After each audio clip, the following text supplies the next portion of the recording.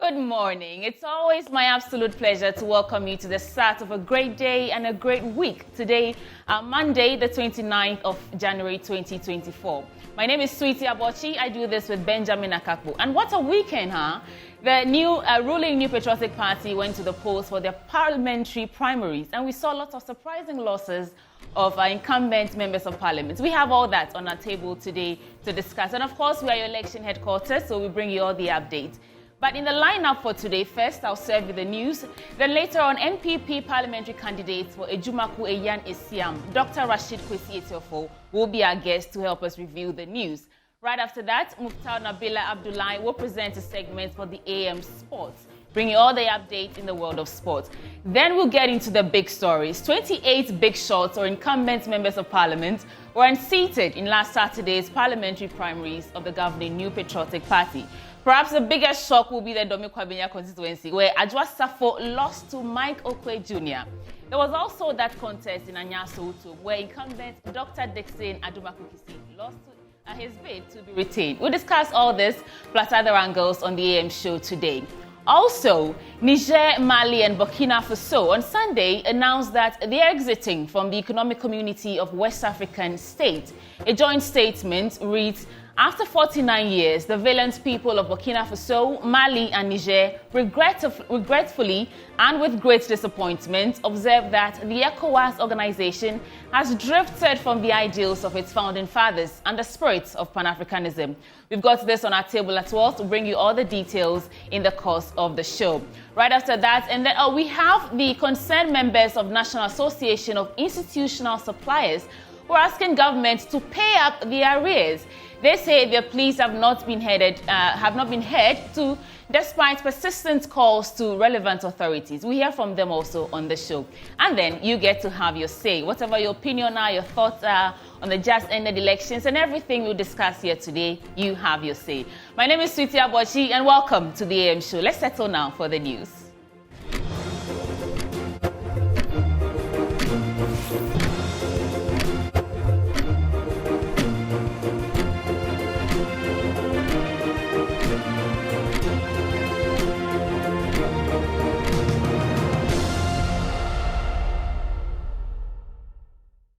It's still the AM show. Time now for the news. Now, Professor of Educational Leadership at the University of Cape Coast, George K.T. Oduro, is asking the Ministry of Education to, as a matter of urgency, review the free senior high school policy.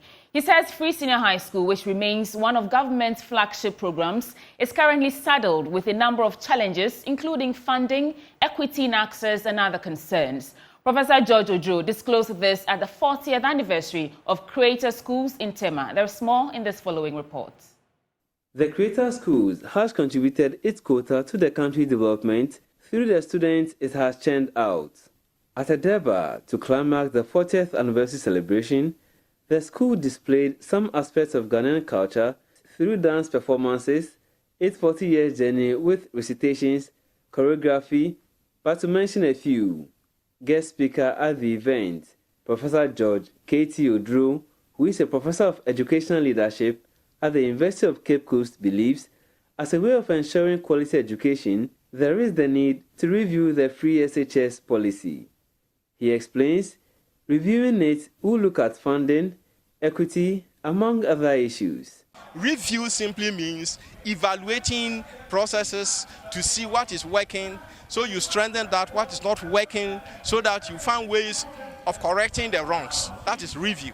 And so I urge the Ministry of Education to think critically about a call for stakeholder engagement to look at the free SHS, and so that we can put in place strategies that will make the free SHS more beneficial to those who need it, more beneficial to the disadvantaged people.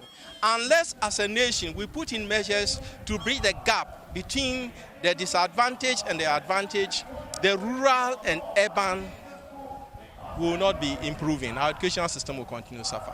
Let's put away politics and look at education from education. Professor George Oduro says the focus on passing exams rather than quality education is worrying. Making the curriculum relevant, getting the necessary things that will help teachers to deliver, getting the necessary things that will help learners to learn well. All those things are inputs that, work towards quality. If we pride ourselves with only examination results, at the end of the day, they will come out with first classes and all those things, but they get to the factories and they cannot work. They get to the hospitals and they cannot work, and people will be dying. They get to the banks and even simple accounting becomes idiots. So that is why we need to take quality issues very serious. And I always advocate that we must aim at quality indexed access expansion underpinned by equity. And that is what we need. Meanwhile, Director of Creator Schools, Evelyn Jampa-Markin, says, despite the challenges of running a private institution, Creator Schools is adopting new ways of producing students who will benefit from holistic education. She was unhappy as some parents have less time for the academic needs of their wards. Comparing 20 years in the early days of Creator and 20 years down the line, there's so much difference with the type of learners we encounter in our classrooms. But teachers do receive in-service training as to modern ways to give off their best. So it's helping, though difficult, but we are managing. 100% in agreement with what the guest speaker said. It's like if your school is not performing, then you are not doing well. But that shouldn't be. Parents in the Chingbuligbu in the northeast Gonja district of the Savannah region want authorities to enforce rules to stem absenteeism in the public schools. They say this is hampering the academic growth of their wards. Martina Bugri reports. Absenteeism is very common in most schools in northern Ghana.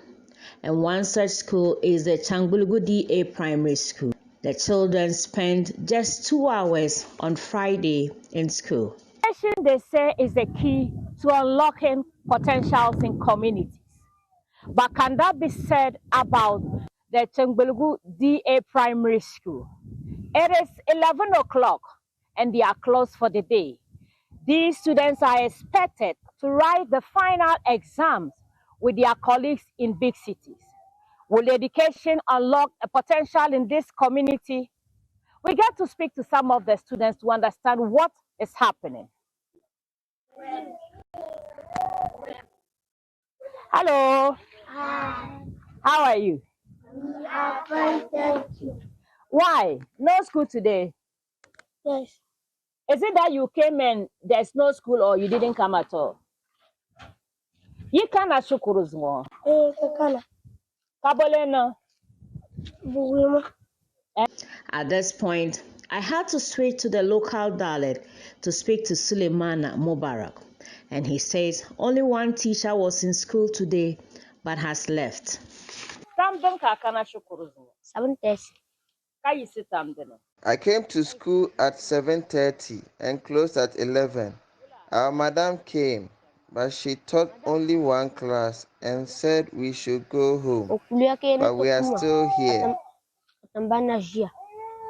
Mohammed Ayuba, a member of the community, said he was also shocked when the kids said they had closed at 11 o'clock. So them coming home early. So I contacted them and asked them, and they said their masters are not in school today. It's only one madam who came, and she also left. That's why they are going home. A parent, Adam Mahamadu, said he had inquired from the teachers if Friday has been added to the rest days for schools, but he was not given response. That is the situation. The Friday absenteeism is an issue. I asked the head teacher, I know it's Saturday and Sundays that are for rest. Have they added Friday too?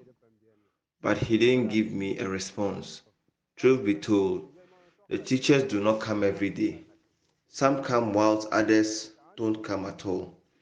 You will see one today and the next time it's a different teacher. The head of supervision at the Education Directorate of the Northeast Gonja District, Idris Zakaria, said the teachers had earlier been cautioned on the issue of absenteeism. Your call came. We called the school improvement officer for the area. Then he was as shocked as anything because per his explanation, on Wednesday, he met with his head teacher and his staff on this same issue.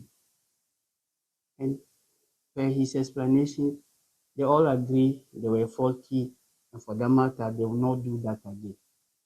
So when your call came and we also called him, he was shocked that after meeting them just 2 days ago, they still went ahead and behaved the same way. The reason for why he has met them.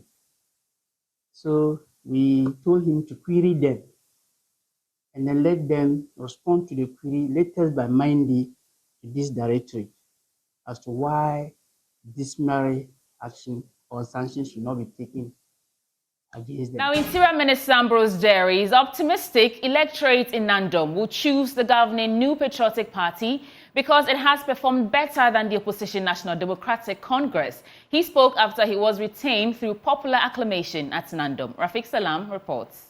Interior Minister Ambrose Derry was a lone horse in the New Patriotic Party NPP Nandom constituency parliamentary primary. His selfless approach to developing the constituency and the people are clear for the 420 delegates and the maze of supporters crammed at the Nandom St. Teresa Parish Hall. The reason why he is cool, calm and collected and not going through the frustration, sleepless nights, disloyalty, and above all, uncertainty that aspirants elsewhere are being subjected to in their party's primaries. The boss, as he is affectionately called by his supporters for years to come, will still remain a dominant force in the politics of Nandom and the region at large. The delegates were eager and in a hurry to acclaim the member of parliament that has changed the complexion of politics in the area and bettered their lives. And when the question was thrown by the Nandom electoral officer, Isaac Akotodako, they did not disappoint him. Okay. The years have it. Ambrose Derry, in accepting to be the MPP parliamentary candidate for the 2024 polls, paid glowing tribute to the Catholic Church led by the late Cardinal Paroku Derry and all past parliamentarians of the area, recognizing the good works they did which impacted positively on the lives of the people. He then moved on, generating a debate between the MPP and the NDC as to which of them performed better for the people of Nandom, and ended sticking his neck out for the MPP. What we are going to do in the campaign coming is to ask our people to choose between the MPP and the NDC, who has developed more. And therefore I ask my people, who developed more? It's obvious that the road network is known. Highway, we pulled it through us to Hameli. We have dropped it. We are going through Brutu, going to Domini. Urban roads, we have done Nandom roads, still ongoing as I talk to you. The next one we are going to do is Brutu to Danko. We'll be doing the road in the hospital, and we'll be doing next one to Kole. The EU roads have done a lot of work. Water, we are in all the communities, we're still counting. Electricity, we've pulled it more than any other group. The NDC cannot challenge us with that. Employment, we have employed more people than the NDC has ever employed. He pledged with the support of the party to work to increase the party's parliamentary and presidential votes in the 2024 polls. In 2016, I won over my brother of the NDC by 800 votes. In 2020, thanks to their work and support of Nandome, we raised it to over 4,000 votes. The president, who used to have a gap between he and the NDC about 12,000. The last time he was beaten by just 1,000 votes. But there's something I need to comment him for. While my votes increased by over 4,000, his votes also increased over 4,000, but his votes increased by 31 votes more than my votes. So it meant that Nandom is moving in the right direction. Today, I'm telling them, you want me with Baumia? They said yes. We need to move forward with Baumia as a flag bearer. And I'm telling them, are they ready for us to increase the gap? Are you ready for us to increase the gap? So we are going to increase the gap. And we will emerge with Alhaji Dr. Mahmoud Baumia as president, and my humble self, Ambroseri, as MP for Nandom. In neighboring Lamuse constituency, Dr. Bright Baligi was also retained as the party's parliamentary candidate for the 2024 general elections. It wouldn't serve our collective interest should I win as a member of parliament, whilst even if the flag bearer wins as the president, we lose the presidential votes here. I commit to the project, and I want to state that the work starts now, and it starts with you. We have provided you with all it takes. All the arsenals are at your disposal, at your community levels, for you to charge the voters to go out there and endorse Dr. Mahmoud Baumia as the president. There was, however, a win for Deputy Minister for Sanitation and Water Resources, Amidu Chine Isaku, in a contest dubbed Uncle and Nephew Contest in the Sesal East constituency. Amidu Chine won a landslide victory against his maternal uncle and political science lecturer at the University of Ghana, Dr. Josoje Puntie Zato. Any person who loves the MPP must not see this election as an election of Amidu and Jabunti. It's an election of the MPP, and the MPP is the winner. Meanwhile, Member of Parliament for New Jabin South, Michael Ochibefi, says the unprecedented developmental project in the constituency puts the NPP in a pole position to break the 8. Here's Maxwell Kudeko's report. Speaking after a ceremony to acclaim him as the new Patriotic Party parliamentary candidate for the New Jabin South constituency, Mr. Michael Ochibefi expressed optimism of fulfilling about 70% of his promises to the people of New Jabin South. He explained that the level of infrastructure development, spanning from town and community routes, sports infrastructure, including the Koforidua Youth Resources Center, astroturfs, job creation, informal sector support, among others, will deliver results for the new Patriotic Party in the constituency. He says politics and governance is about improving the lives of citizens. According to Mr. Michael Ochibefi, the new Patriotic Party government has tremendously improved the lives of many citizens in the New Jabin South constituency. He has been speaking with Maswam Kudeko. In all the spheres of endeavors, I mean, when you come to education, I've done exceptionally well. For me, I think that with regards to education infrastructure, teaching and learning aids, I mean, motivation for students and teachers, and above all, I mean, trying to encourage students through vacation classes. We have done a lot in that area. We have also contributed a lot in the area of healthcare, in the area of sanitation. I mean, we have done so well. I mean, and physical infrastructure too, we have done well. Roads, exceptionally well. In sports and recreation, we have done so well.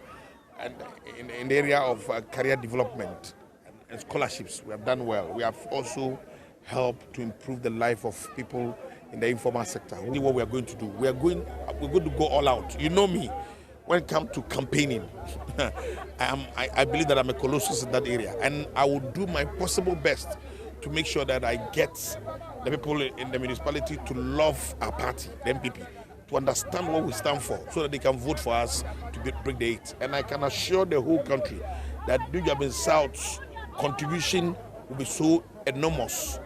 He was quick to add that the party's electoral fortunes will largely depend on unity. Accordingly, he has started a move to bring on board all aggrieved parties within the constituency under a unity of purpose. I relent on my effort after all, on my odds. I've said it countless times that we cannot do it alone. We have to do it with everybody. I mean, those who supported us and those who didn't support us. In politics, you have people who may have different orientation or mindset about what you believe. That doesn't mean that those people are your enemies. But somehow, if you accept it to be the norm, that will happen. But I can assure you that I'm going to start work seriously. This morning, I visited a very important person in the municipality to engage the person who wanted to contest me earlier, to engage the person so that we can have a conversation. I mean, people may not know what we have done so far. I've sent 2 different delegations to see them. I mean, all bit it has not been successful, but we believe that we won't stop. If I stop, it means that they will have their way. But if I don't stop, we'll achieve results. Maswo Kudeko reports for Joy News. Still on your election headquarters, Member of Parliament for Hohwe, John Peter Mewu, has assured that every part of the constituency will receive an equal share of physical and human capacity development during his second term. He's imploring constituents to endorse his second bid to ensure he delivers on his development agenda for the constituency. He was speaking during his acclamation ceremony at Gbi Atabu in the Hohwe over the weekend. Both the young and old gathered at the Gbi Atabu Roman Catholic Church Park to witness yet another historic event in the Hohwe constituency in the Volta region. The governing New Patriotic Party acclaimed John Peter Amewu as its parliamentary candidate, with high hopes of maintaining the only seat for the party in the region. The party hierarchy is optimistic Mr. Amewu would lead the NPP to increase its electoral fortunes in the upcoming December general elections. Party executives and government appointees took turns to canvass for votes for the NPP, which aims to break the 8 years power jinx. John Peter Amewu assured of spreading development in every nook and cranny of the constituency during his second term. I will never leave any part of Hohwe undeveloped. Hohwe people are as a small London. Nothing you me no yonyeme. Amarawa kwa ndo. Amarawa kwa ndeme. Amarawa kwa fiaime. Menye amesiam in a program.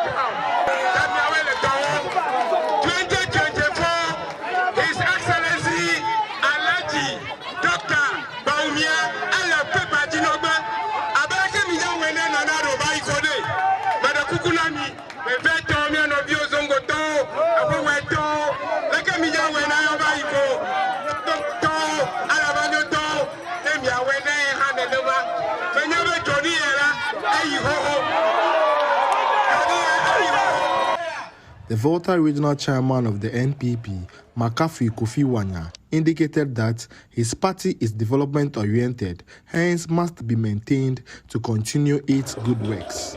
Politics is all about development. Politics is all about growth. Politics is about empowering the individual to be self-sustaining. We believe that after learning and going through an apprenticeship, you come out and have your own kiosk and have your own dryer and set up your own business. That is what we believe.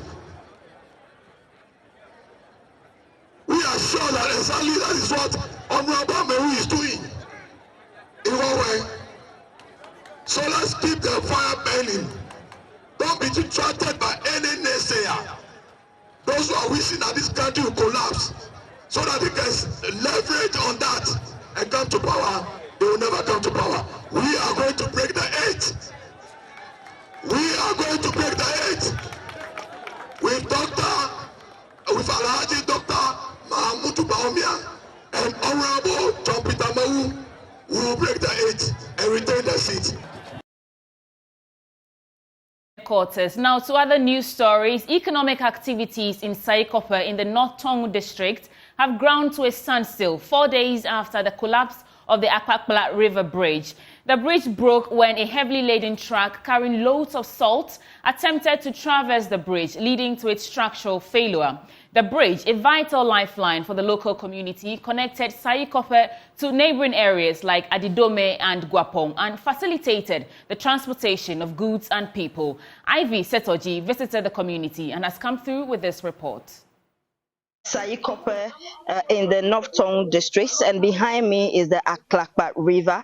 And 5 days ago, the bridge collapsed, making activities, especially business activities, come to a standstill. Now, most of the residents, travelers and motorists have to park at the other side, take a boat to wherever they are going. This actually leads to Drapo from Adidome. What the residents are asking government to do is for an immediate action to be taken as soon as possible to get the bridge fixed. One of the residents we spoke to earlier said that maybe it was a way of a way God is just showing the government something, or a way to make the government wake up to do something about the bridge, because it has been in a bad shape for some time now. So the residents are asking government to urgently do something about this bridge, fix it immediately, because as you can see at the back, the track is still in the water. The owners are trying their best to fix it. Residents, travelers and motorists, including Okada riders, have been speaking with Joy News. The government should at least help us as quickly as possible, because especially the children, imagine the children crossing it. It's not a nice experience at all. Honestly, I didn't think I would meet this on the way. For the fact it's not my first time on the queue, so I wasn't really scared about it. But the bridge there hasn't been negotiated for a long time, so I think this is just, since we like action, this is just the best action we can take for prompt care to be taken. Naturally, seeing this horrific situation is a little bit tough for me. And today too is the first time I'm crossing this kind of river with a canoe, and I think all these things couldn't have happened if maybe structural tests should be done, should be doing about this thing. I think this shouldn't have happened. And then moreover too, the government should just speed up and then fix it up so that people can access the road. And me too, I fear water a lot. So when I was on the canoe, I was seriously afraid. Maybe somebody can fall into this water and lose his or her life. So I plead with the government of Ghana to do something about the bridge. That will help the people, not only the people, but everybody. Bridge, I'm complain for Gakastilla. Can we get happy over for Emma Manu? After all, 10 bridge, I believe a million block, we can never do away. And car, a mere mother. If you are screw your hand, well, for them. Screw your for Bonnet, and you'll be well quickly, never win any pattern. I will screw your squeaker Monday here up to now. We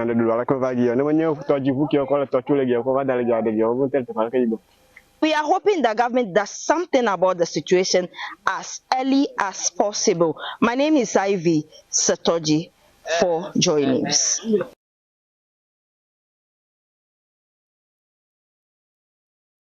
On that note, we end the AM news for this morning. Up next is News Review. Dr. Rashid Kwesi Etuafo, who is the NPP parliamentary candidate for Ejumaku Enyan Isiam, will be our guest, joining Benjamin Akaku for the News Review. We'll be back shortly.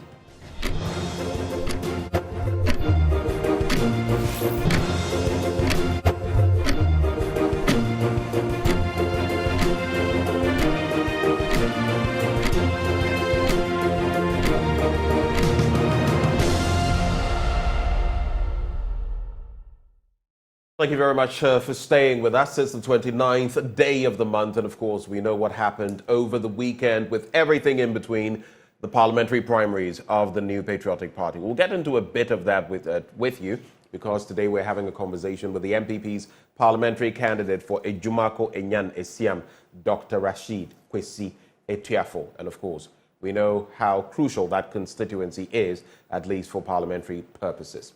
But right before we get into that, this news review is always brought to you by Endpoint Homeopathic Clinic. They're offering you free prostate screening if you're a man, free fertility screening if you're a woman. Where can you reach them? Here in Accra, Spintex opposite the Shell signboard, Kubasi Krodoma Bwehia behind the Angel Educational Complex. There's Takrade Anaji State, Tema Community 22, Techiman Hanso and Asiamanzima. Their call lines remain 0244 867 068 or 0274 234 321. Endpoint Homeopathic Clinic, the end to chronic disease. Time now for us to get into the newspaper review. We have a stack of the newspapers, and they are mostly focusing on the political game. Joining us, MPP's parliamentary candidate for Ejumako Enyane Siam, Dr. Rashid Kwesi Etuafo. He is our guest. Good morning, Doc. Hello, Doc. If you can hear me, you'd have to unmute. Good morning. Good morning. I hope you're well. We are doing fine. We are doing fine. We are doing very fine. Great. Hope you are well too. I'm actually not so well this morning. I'm under the weather, but we thank God for life and for being able to be here. You were gunning for that victory, and Bibibo, Bibiaba. The question is, what does this mean to you? And on the back of that win, how do you feel? Oh, okay. Quite. I mean, I had my primaries, but an orphan constituency last year in September. Oh, so right. I was not part of the elections over. You weren't part of the recent one. Yes, but I'm excited for the party that the party has gone through this phase peacefully. The National Party has organized one of the most peaceful elections in the history of MPP, and so I must recommend the General Secretary and the National Executive Party. And so I'm excited, especially looking at the energies that we saw from the polling stations, the electoral area coordinators, we saw from the voting centers. What it tells me is that the MPP is ready to run the 2024 elections again with all its arsenals intact. So it's exciting. Even though I am not a part of those that had a vote was cast on them, I'm excited about the outcome. Right, and my apologies for that, because you've actually been here having lots of conversations. Just skipped my mind. We've heard the president say that he is confident elected parliamentary candidates would help secure victory for the MPP in the 2024 election. But we also see that a number of stalwarts in this administration have actually lost their places, including the likes of Frida Prempeh, who is now minister. She was the replacement for Cecilia Abena. Dapa Frida Prempeh. She has lost her constituency.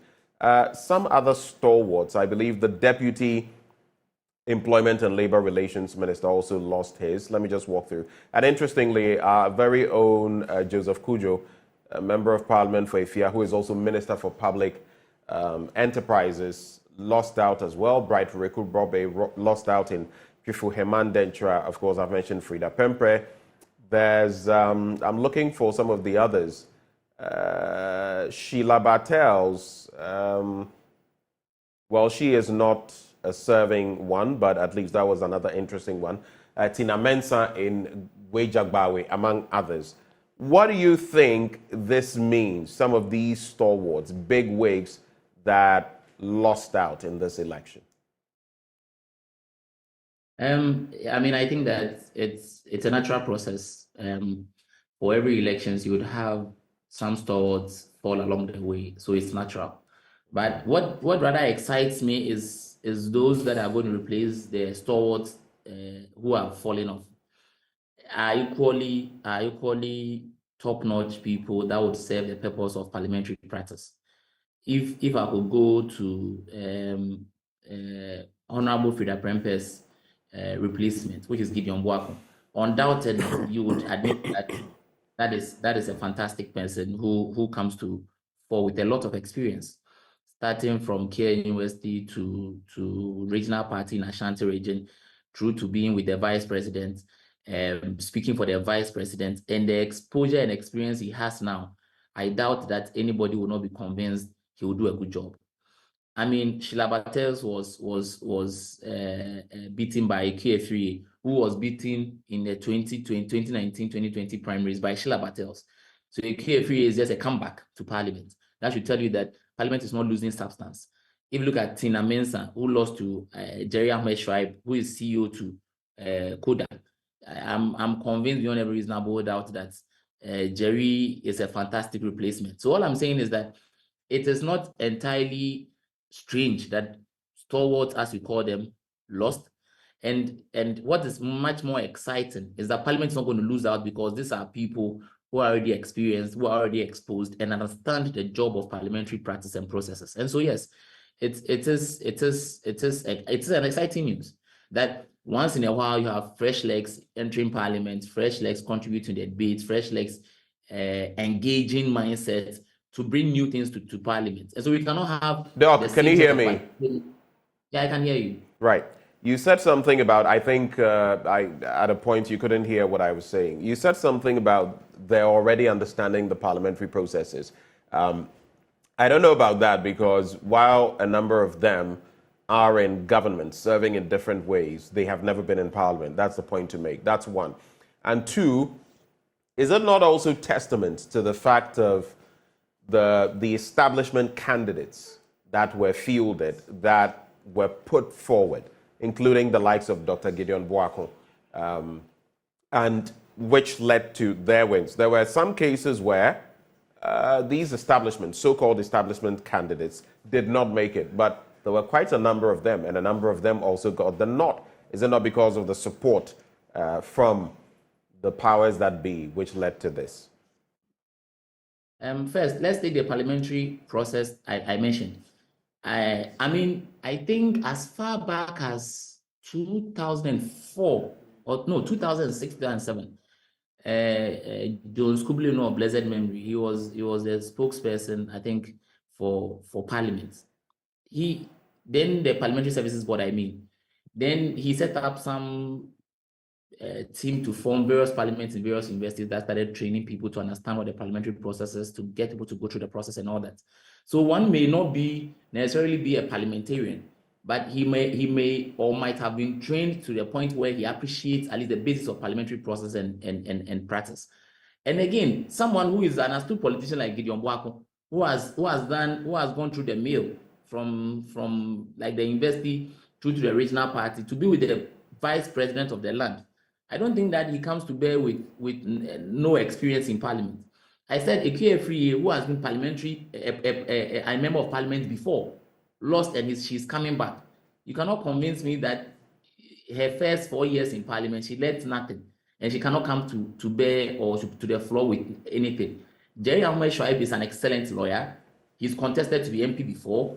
He's gone through the process before and understands what he's going to get himself involved with. This person is not somebody we cannot be convinced that will go to Parliament and not add up to Parliament. So I'm saying that, yes, they may not have been in Parliament as in the parliamentary chamber. Some have been there before and they are coming back.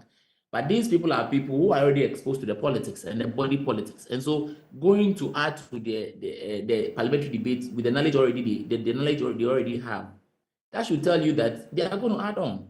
Now let's come back to the establishment candidate argument. Really, I don't know what that means, because we all have friends. I'm sure you do.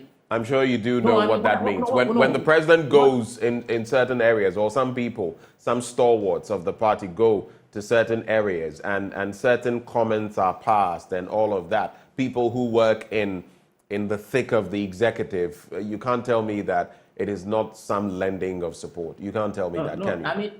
I mean, that is true. But what I was going to say is that we have had people who by definition of establishment candidates, had or have been establishment candidates who have enjoyed every resource there is needed to enjoy, not in terms of money, but every resource, and they've still lost elections. I mean, there are people who have been seen to be pro a particular institution and have still lost elections. What it is that if you don't endear yourself to the delegates, and you are not with the delegates, and you are not in touch with them, no amount of endorsement from the president or from the regional chairman or from the constituency chairman would get you to win. There are several examples, and I wouldn't want to mention it, so it looks as though I'm speaking against such people who lost. But the bottom line is that there are copious number of people who were perceived to enjoy some level of protection, some level of blessing, some level of endorsement, and still lost the elections.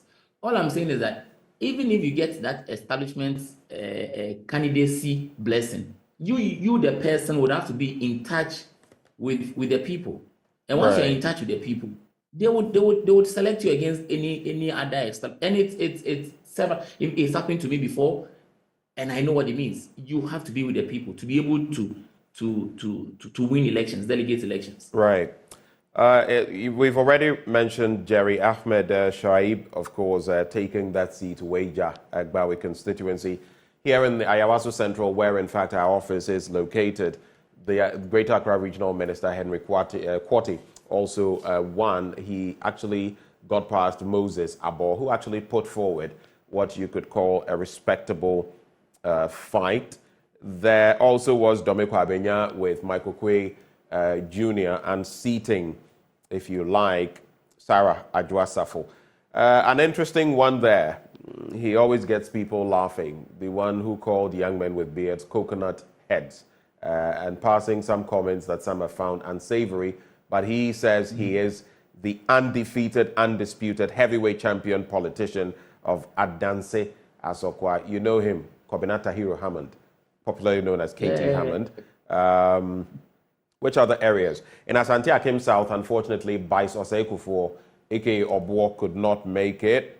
There was Vincent Asifwa. He was able to retain his Old Tafo constituency seat, among others. But two areas I quickly want us to look at very briefly in a minute, both of them, before we get into the papers. One, Bantama Raphael Ejapong with a failed bid to take over from Francis Asenso-Boakye, the Minister for Works and Housing, and the entire talk before the primary by Kennedy Ejapong that, look, if you vote for Francis, I have stuff on him, I'm going to expose him, he's corrupt and all of that.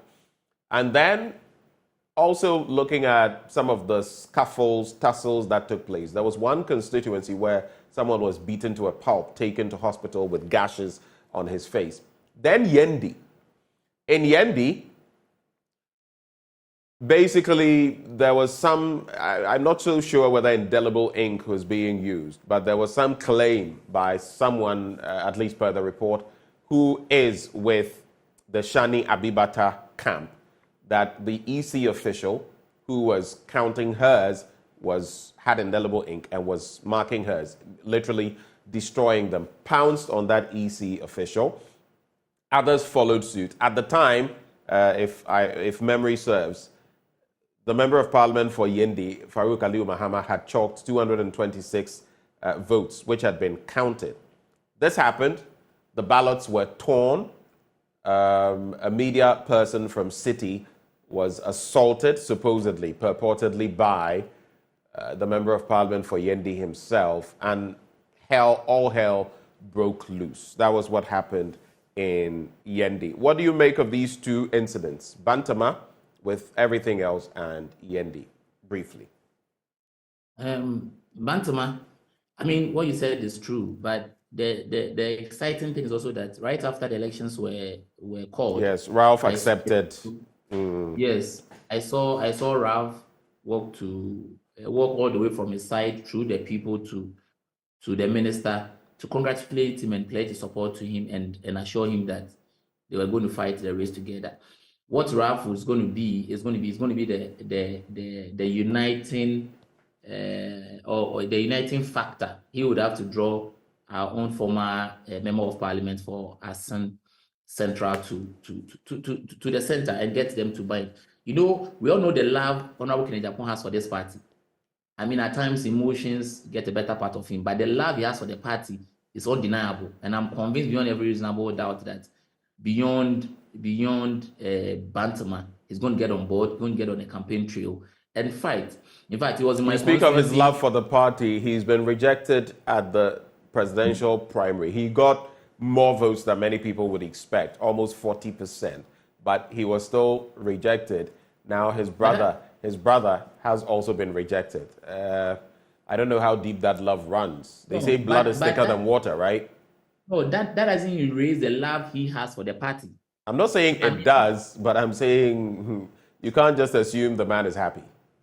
No, he, like I said, he may not be happy. I've heard him, in fact, prior to the 2020 campaign, I was with him. I mean, he had issues. But I saw the energies he put up in my constituency in 2020, and a lot more of those constituencies in Central Region. So I'm convinced that once they sit behind the table and get to understand him and get to engage him, the love he has for the party would go beyond the pain and the immediate hurt. And I know him too well that he's going to let it go. You would be amazed the kind of campaign he would put up for the MPP in 2024. Right. Now for Yendi and its associated reportage. Before Man and God, I am not on top of issues in Yendi. I've heard piecemeal of the issues raised, as in somebody beating an indelible, someone tampering. The question is that how many sports ballots were declared? Because if the losing candidate or the one who has been declared as the failed candidate, if the issue was double tampering her vote, those votes should turn out to be sports ballots. How many sports ballots were declared or was declared? If we have those numbers and the numbers are high, then probably we'll have a reason to say that it is true. But if the UC you say is tampering your vote and messing up with your ballot, then what it will mean is that, and then we cannot equate those messed up ballots to sports ballots. Then it means that it will be much ado about nothing. So let us. I mean, it's just Monday after the election. I'm sure that we'll have clarity on the narrations, and then we can take a decision on that. But I'm convinced that the gentleman I know in Farouk would want to do anything unprofessional and unexpected of him. But like I said, it's early days yet. We want to hear the stories as they unfold, and then we can run commentary on them. How we want to take lead of the conversation. I want to have the full-fledged information, and then we can take it from there. All right. Let's move forward with the stories in the papers. And the Daily Graphic this morning, 7 distinguished personalities receive Africa Prosperity Champions Awards. There's also GRA backs 113 billion Ghana cedis in 2023, highest collection in 20 years. There's Jayadec selects strategic partner for alumina refinery and bauxite mine. And then MPP primaries, 10 ministers axed, 10 retain candidacy. So I'll start from there. 10 ministers and deputy ministers lost their bids to return to Parliament on the ticket of the governing New Patriotic Party in last Saturday's internal primaries, as 28 incumbents failed to secure victory for their seat. Key among them are the Minister of Public Enterprises and Member of Parliament for Ifia in the Western Region, Joseph Kujo, Minister of Sanitation and Water Resources and MP for Tano North in the Ahafo Region, Dr. Frida Prempeh, and Minister for Gender, Children and Social Protection and MP for Wale Wale in the Northeast Region, Hajia Larba Zuweira Abudu. Domi Kwabenya MP, of course, we know that she has also been in charge of procurement, and the later Minister for Gender, Children and Social Protection, Sarah Joasafo, also lost. Mr. Kujo lost his 4th term bid to an officer of the GRA, while Dr. Prempeh, like we've mentioned, lost to Dr. Gideon Buako. Now, Dr. Kabiru Mahama, the technical advisor to the Vice President. So Dr. Prempeh lost to Gideon Buako, spokesperson for the Vice President, Dr. Mahamadou Baumia, while Hajia Zuweira Abudu lost to Dr. Kabiru Mahama, with whom I've had some very interesting conversations in this studio, technical advisor to the Vice President. So if you look at some of the other big losers, Isaac Kwame Esiama Ifrimamponua was defeated by Seth Osei Akoto. Sheila Battels in Ablekuma North. She also lost her bid to the Deputy Ghana Ambassador to China, Nana Ekwia Owusu Efriye, and it goes on and on. Now, in terms of suspended polls, the polls in 4 of the constituencies were suspended over different issues. The elections in Agona West in the Central Region, Mampong, and Obuasi West in the Ashanti Region were injuncted by court actions, while the polls in Equiapim South in the Eastern Region were suspended because of a petition by the constituency executive. In Yendi, in the Northern Region, controversy ensued between the Electoral Commission before the Electoral Commission could declare the results, leaving the outcome in abeyance, reports Mohammed Fugu. It was the 3rd national vice chairman of the party, Alhaj Masaudu Osman, who declared the incumbent MP Farouk Aliyu Mahama as the parliamentary candidate elect for the constituency. So note what is happening here. In Yendi, controversy ensued before the Electoral Commission could declare the results, leaving the outcome in abeyance. That's as what Muhammad Fugu of the Daily Graphic reports. But it was the third national vice chairman of the party, Alhaj Masaudu Osman, who declared the incumbent MP Farouk Aliu Mahama as the parliamentary candidate-elect for the constituency. Alhaj Osman announced the votes for Mr. Mahama as 495 out of the 785 valid votes cast. And I've seen something from the office of Shani Abibata, his contender there. We'll leave the MPP to resolve those matters, but of course, if anything is true about the assault and other developments in Yendi, then it paints a very, very sad picture. Let's get into some other stories. I'll look at page 45, come back to the international front, and then we can get your responses. So, 7 distinguished African personalities have received various awards at the maiden edition of the Africa Prosperity Champions Awards. The awards which organized Africa Prosperity Network, which organized the regional series, the Africa Prosperity Dialogues, presented the awards as part of the 2024 edition of the Dialogues. The President, Nana Addo Dankwa Akufo-Addo, and several other dignitaries from across Africa graced the occasion. Awardees were the President of Cote d'Ivoire, Alassane Ouattara, the President of Guyana, Dr. Mohamed Irfan Ali, the 6th Commonwealth Secretary General Baroness Patricia Scotland, and the Principal of Mwale Medical and Technology City in Kenya, Julius Mwale. And those are some of the comments that came through, at least what we get from there. Any quick thoughts, any reactions to any of these before I go on the international front? Some international stories, but any thoughts? Like I said earlier, it's those that lost their elections and their replacements. I've made arguments that MPP is not going to lose quality in Parliament, because those that are coming in are equally as good as those that we are losing. The only lesson is that everybody could lose an election. For my own uncle, Katie Amon, being an undefeated champion, I mean, you may disagree, but he's run the race for almost 24 years. That should tell you that he's. I don't know what I am disagreeing with. I didn't disagree with. No. When I say not just your person, we are talking to people, so others may want to contest that the fact that he's an undisputed champion, as he put it. But largely, like I said, what is important is the energies within the party, the energies that the political party base, the police station executives, the electoral area coordinators, the energies they have to want to work now, and the excitement that has come to the base is what excites me, and I am sure that we would fight. For the Farouk Yendi story, I have said earlier that coming days would bring clarity.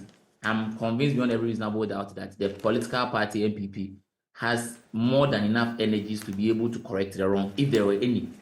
And so let's take our time. Let's hear from the national party. I'm sure that the national secretary is going to take Justin Efrempong Kodia is going to take reports from his national officers and regional officers across the country. And if they believe that something untoward happened, I am convinced that the right thing will be done. The only assurance is that we should take things slow in Yendi, not to hurt each other as a political party, so that whoever it is that the party, if it's Farouk or we have to go for a rerun, the party will solidly be united for the 2024 elections. For the party needs every single seat in the 2024 elections to be able to run the country if we win. And so yes, for the awards, I mean it's long overdue. There are people scattered around across Africa, the continent, that are doing marvelously well. And so if their efforts have been recognized and the kind of effort they've put in their various endeavor is good, and African Prosperity Network sees it worth the while that those people should be awarded. Why not? And so yes, I think that we are getting there. I think Mo Ibrahim, yes, I think so. Mo Ibrahim, is it? Yes, used to. I don't know if he still runs that awards. The awards.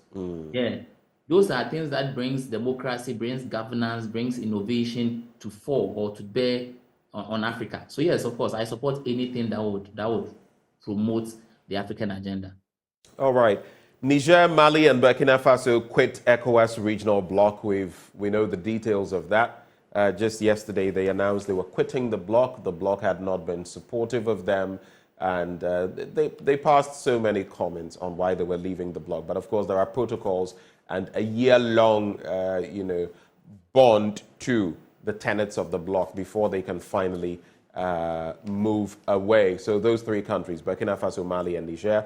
Then hundreds protested violence against women. Demonstrations are taking place across major cities in Kenya to protest against the rising cases of femicide and other violence against women. That's the killing of women. Hundreds have gathered in Nairobi, Nakuru, Mombasa, Nyeri, and Lodwar, some carrying placards with the names of those who were killed. I am always passionate about women's matters. I had to bring that matter to the fore. U.S. to evict Gabon, Niger, Uganda, CAR from trade program. You can see from some of the names why. And Joe Biden has stated his intention to halt the participation of Gabon, Niger, Uganda, and the Central African Republic in the African Growth and Opportunity Act, AGOA. Now, when you see names like Uganda, of course, you also begin to wonder, on the back of what the World Bank has been saying, whether they are not being targeted because of their stance against the LGBTQI and the bill that was passed into law. I always say that I like looking at these matters from two different points. Yes, protect the LGBTQI community. Don't treat them as though they were any less human. But also, on the other end, do people get punished because of a stance against that, whether culturally or otherwise? But the main matter I would want to dwell on before we leave the daily graphic. President commissions $2 billion Central oil refinery in Tema. It's situated on 100-acre land, and this is under the one district, one factory policy. It can refine 5 million barrels of oil per annum. But here's what. Forget about this whole talk about one district, one factory. I see that to be a bit of a, pardon my word, sham. This is only 500 meters away from the Tema oil refinery. The same Tema oil refinery that for years we have left to rot. It's becoming like another Comenda sugar factory. That is what is happening. Tor, at a point, single-handedly, was contributing about 5% of Ghana's GDP. We've left it to rot. Petroleum refinery is one of the most lucrative things that can happen in any country, and we're producing oil.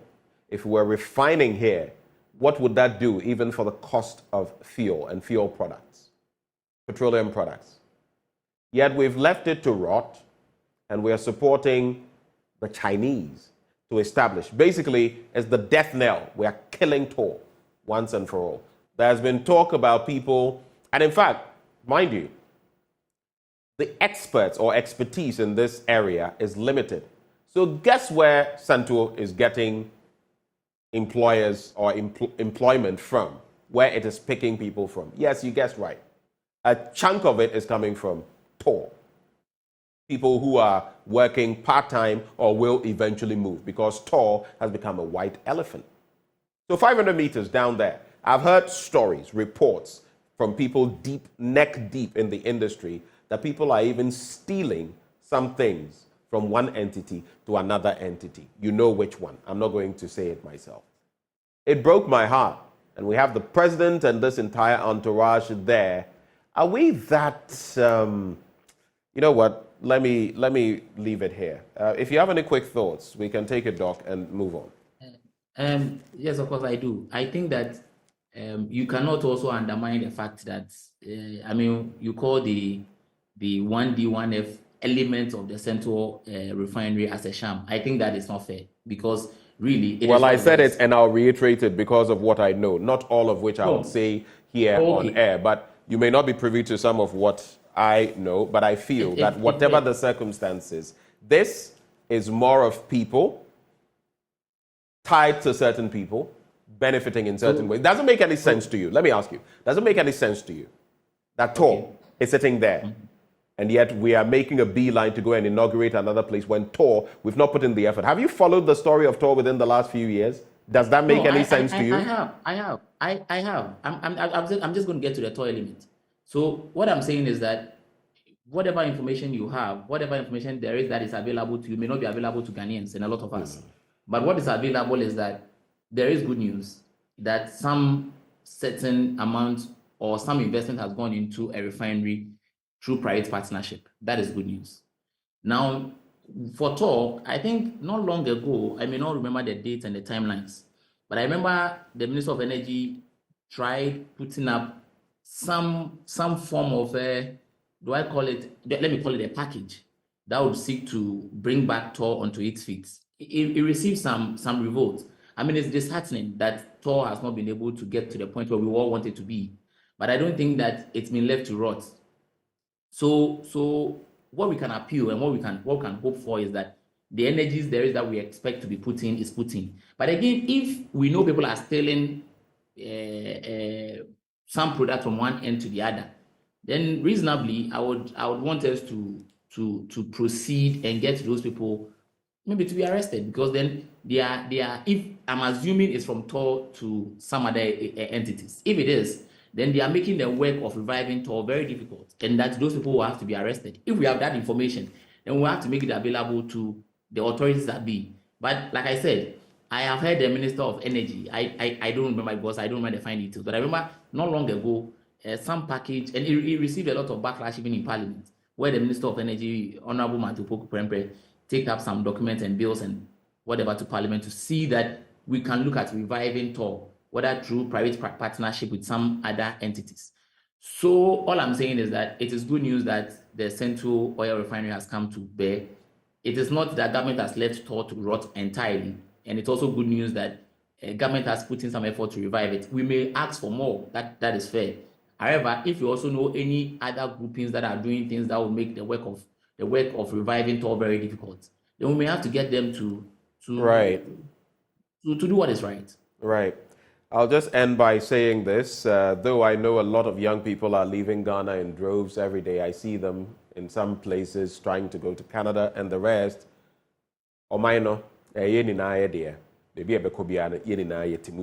That is all how I'll end. The country is ours, and no matter how it goes, we'll all be in there, regardless of political shades, colors, lenses, tincture, benefits. I've always said that politicians look at what has happened to some, I will not mention names in order not to make some people feel sad, but some politicians look at our hospitals, for example. It's not always that you'll be able to go for checkups outside. When you have an emergency, you'll still have to fall on those hospitals here. And we've seen what have happened to some of our politicians when that has happened. So I'll leave it there. We are with inside. The Ghanaian Times newspaper talks about the parliamentary issues. It also says, let's add value to natural resources, stop, dig and ship. Lands Minister to African countries. And we have stopped it in Ghana, right? Anyway. Then there's also Daily Guide, also about the parliamentary primaries and ECOWAS. And finally, the New Finder newspaper, 18 strategic policies agreed by heads of state, business leaders to drive Africa's prosperity. In some 30 seconds, if you have any final comments, we can take it from there, and it's a wrap. Doc. Okay, thank you. My final comment would be on the 18 strategic policies. I would then treat that it doesn't stay the policy stage. We've had African leaders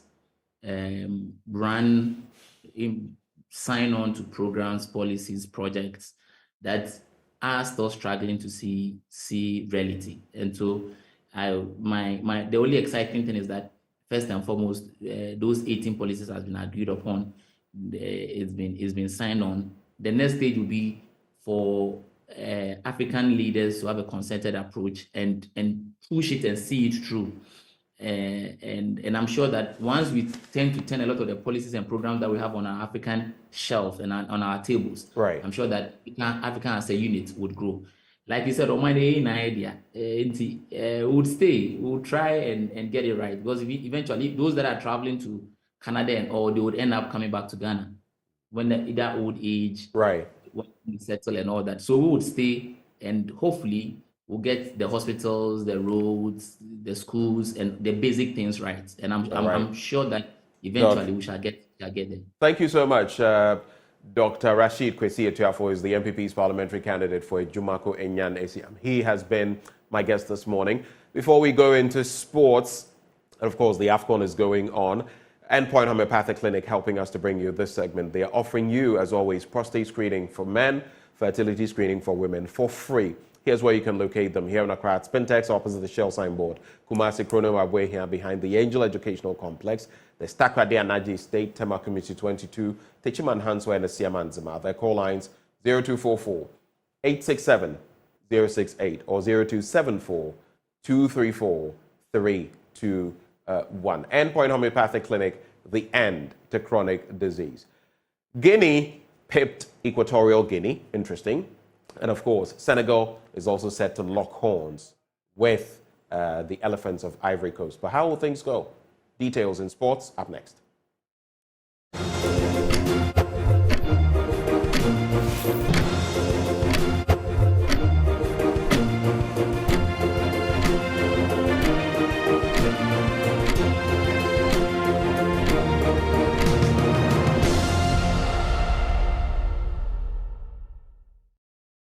Welcome back on the AM show. Time now for us to get into the big stories. Now, only yesterday we heard from 3 countries simultaneously declaring that they had exited the Economic Community of West African States.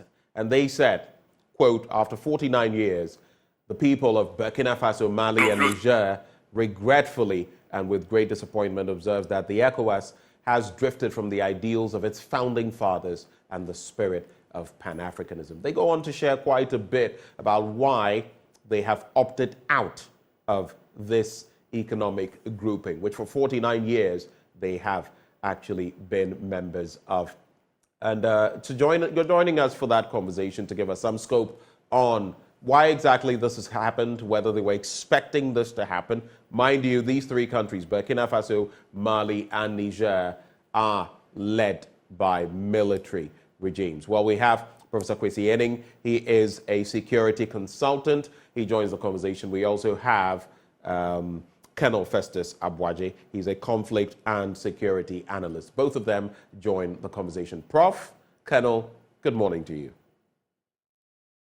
A very good morning to you. Good morning, and good morning to Prof also. All right. Let me start with you, Prof. 3 countries simultaneously. Of course, we know that they have had some engagements in the past talking about how they could have a shared protection, if you like. Now, together, they are saying ECOWAS is not serving our purposes. We've not been treated fairly. We are looking at the supreme good and aspirations of our people, for which reason we're stepping aside. They talk about the terrorist threat and all of that. But even before we take those apart, what do you make generally of this development? Were you expecting it at any point? No, it's unfortunate, but it's certainly not surprising. I mean, when ECOWAS and its leaders made all those bombastic threats in sharp contradiction to their behavior with respect to other states, that had also flouted other aspects of the ECOWAS integration project, then the die was cast. I think what we are seeing, I'll term as an initial culmination of the disastrous leadership from Abuja, and a very unfortunate one at that. But this has been long in coming. So it doesn't come to me as a surprise. But it also tells us a story that the quality of forecasting, risk assessments, and analysis devoid of politics and emotive ideas does not help ECOWAS at all. And I think here, part of the blame is allowing themselves to have been pushed in different directions that did not first inure to the benefit of these 3 countries, but certainly does not and did not inure to the benefit of the ECOWAS, the general ECOWAS, project. So it's a sad day. But my final point, this is not the first time there has been an ECO exit. Mauritania did it after it went to war with Mali over the Indo-Kuru River. ECOWAS complained about the manner that it was, maltreating its Black African descendants. So Mauritania decided to withdraw. The lesson with the Mauritanian withdrawal is that ECOWAS never managed to get Mauritania back. So when we come to the options for preventing this, then I think I will present some ideas. But this is a sad day for ECOWAS, and it's a sad day because the quality of leadership, the quality of forecasting and analysis could not and did not identify that this was coming. Let me come to you, Colonel Festus Aboagye. Now, on the back of what Prof has said, he says it's a sad day for ECOWAS. They couldn't forecast this. He also says, he refers to the disastrous leadership in Abuja, and we know what leadership he's speaking of.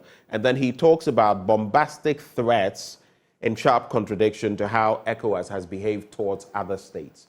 Are you in agreement with Prof that all of these, in some shape or form, culminated in what we have seen now in these three countries?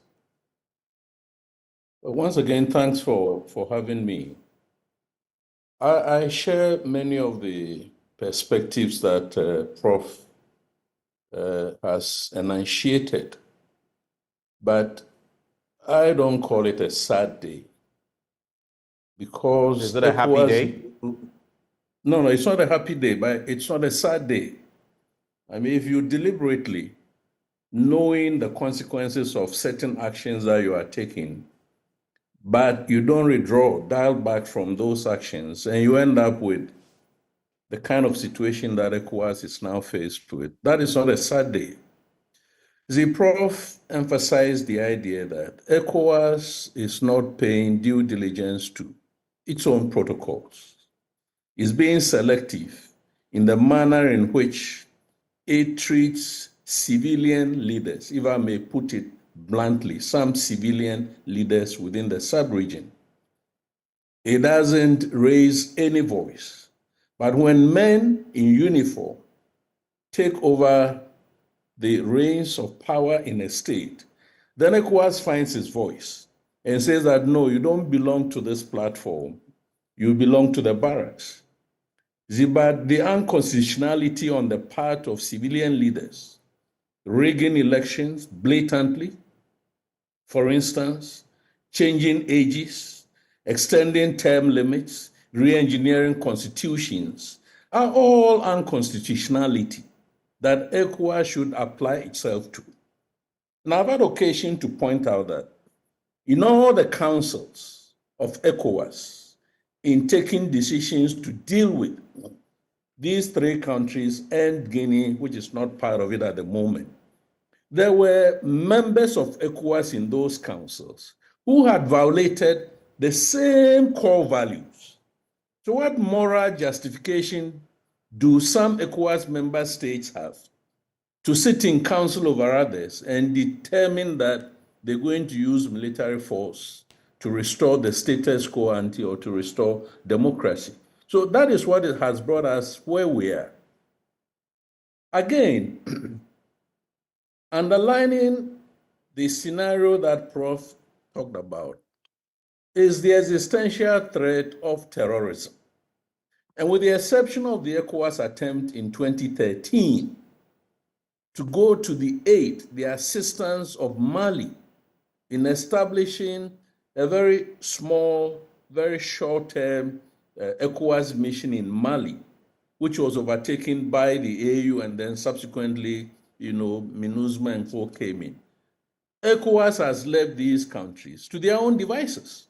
None of the other coastal ECOWAS states have thought it necessary, to mobilize resources, especially collectively, within the ECOWAS standby force arrangement, to go to the aid of Niger, the aid of Burkina Faso, and then Mali. So if these three countries belong to this grouping, and they don't see concrete assistance from them, when they are faced with existential threats, then why do they have to belong there? Now, why it's not surprising also is that Prof referred to this bombastic, saber rattling, as I should call it, that they were going to invade Niger. Of course, we spoke against it in terms of diplomacy, political, whatever it is.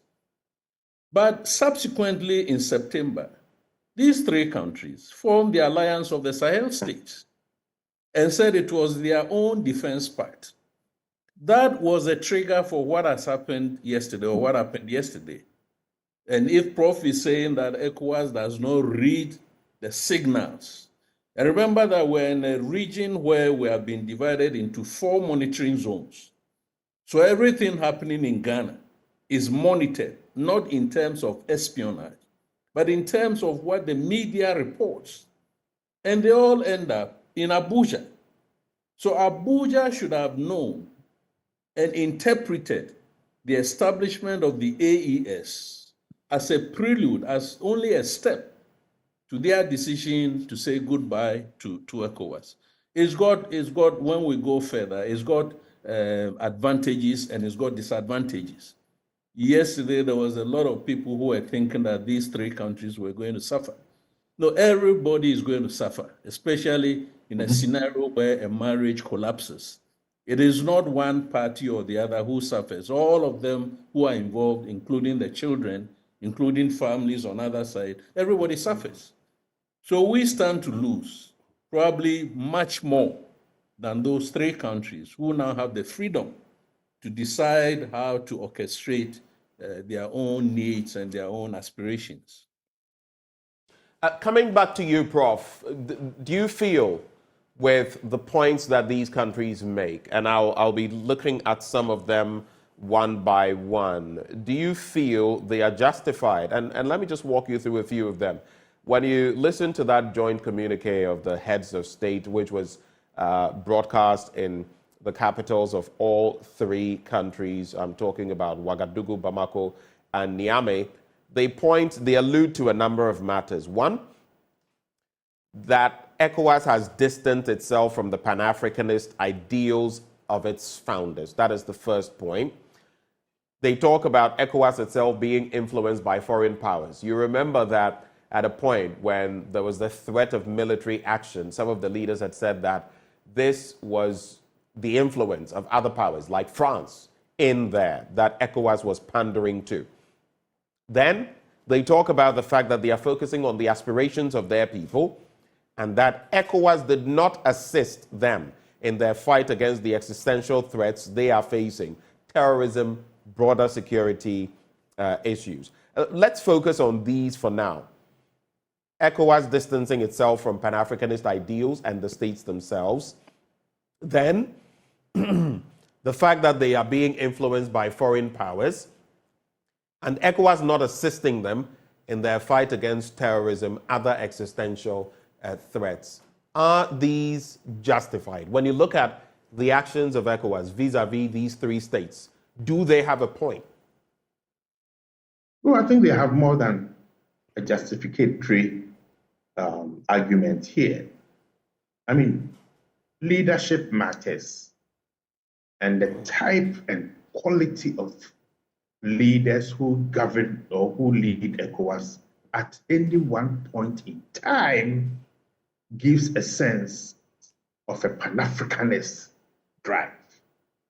I see. So I will place ECOWAS probably in terms of its leadership in two epochs. One, the leadership of when we intervened in Liberia and subsequently in Sierra Leone, led by Dr. Abbas Buntu.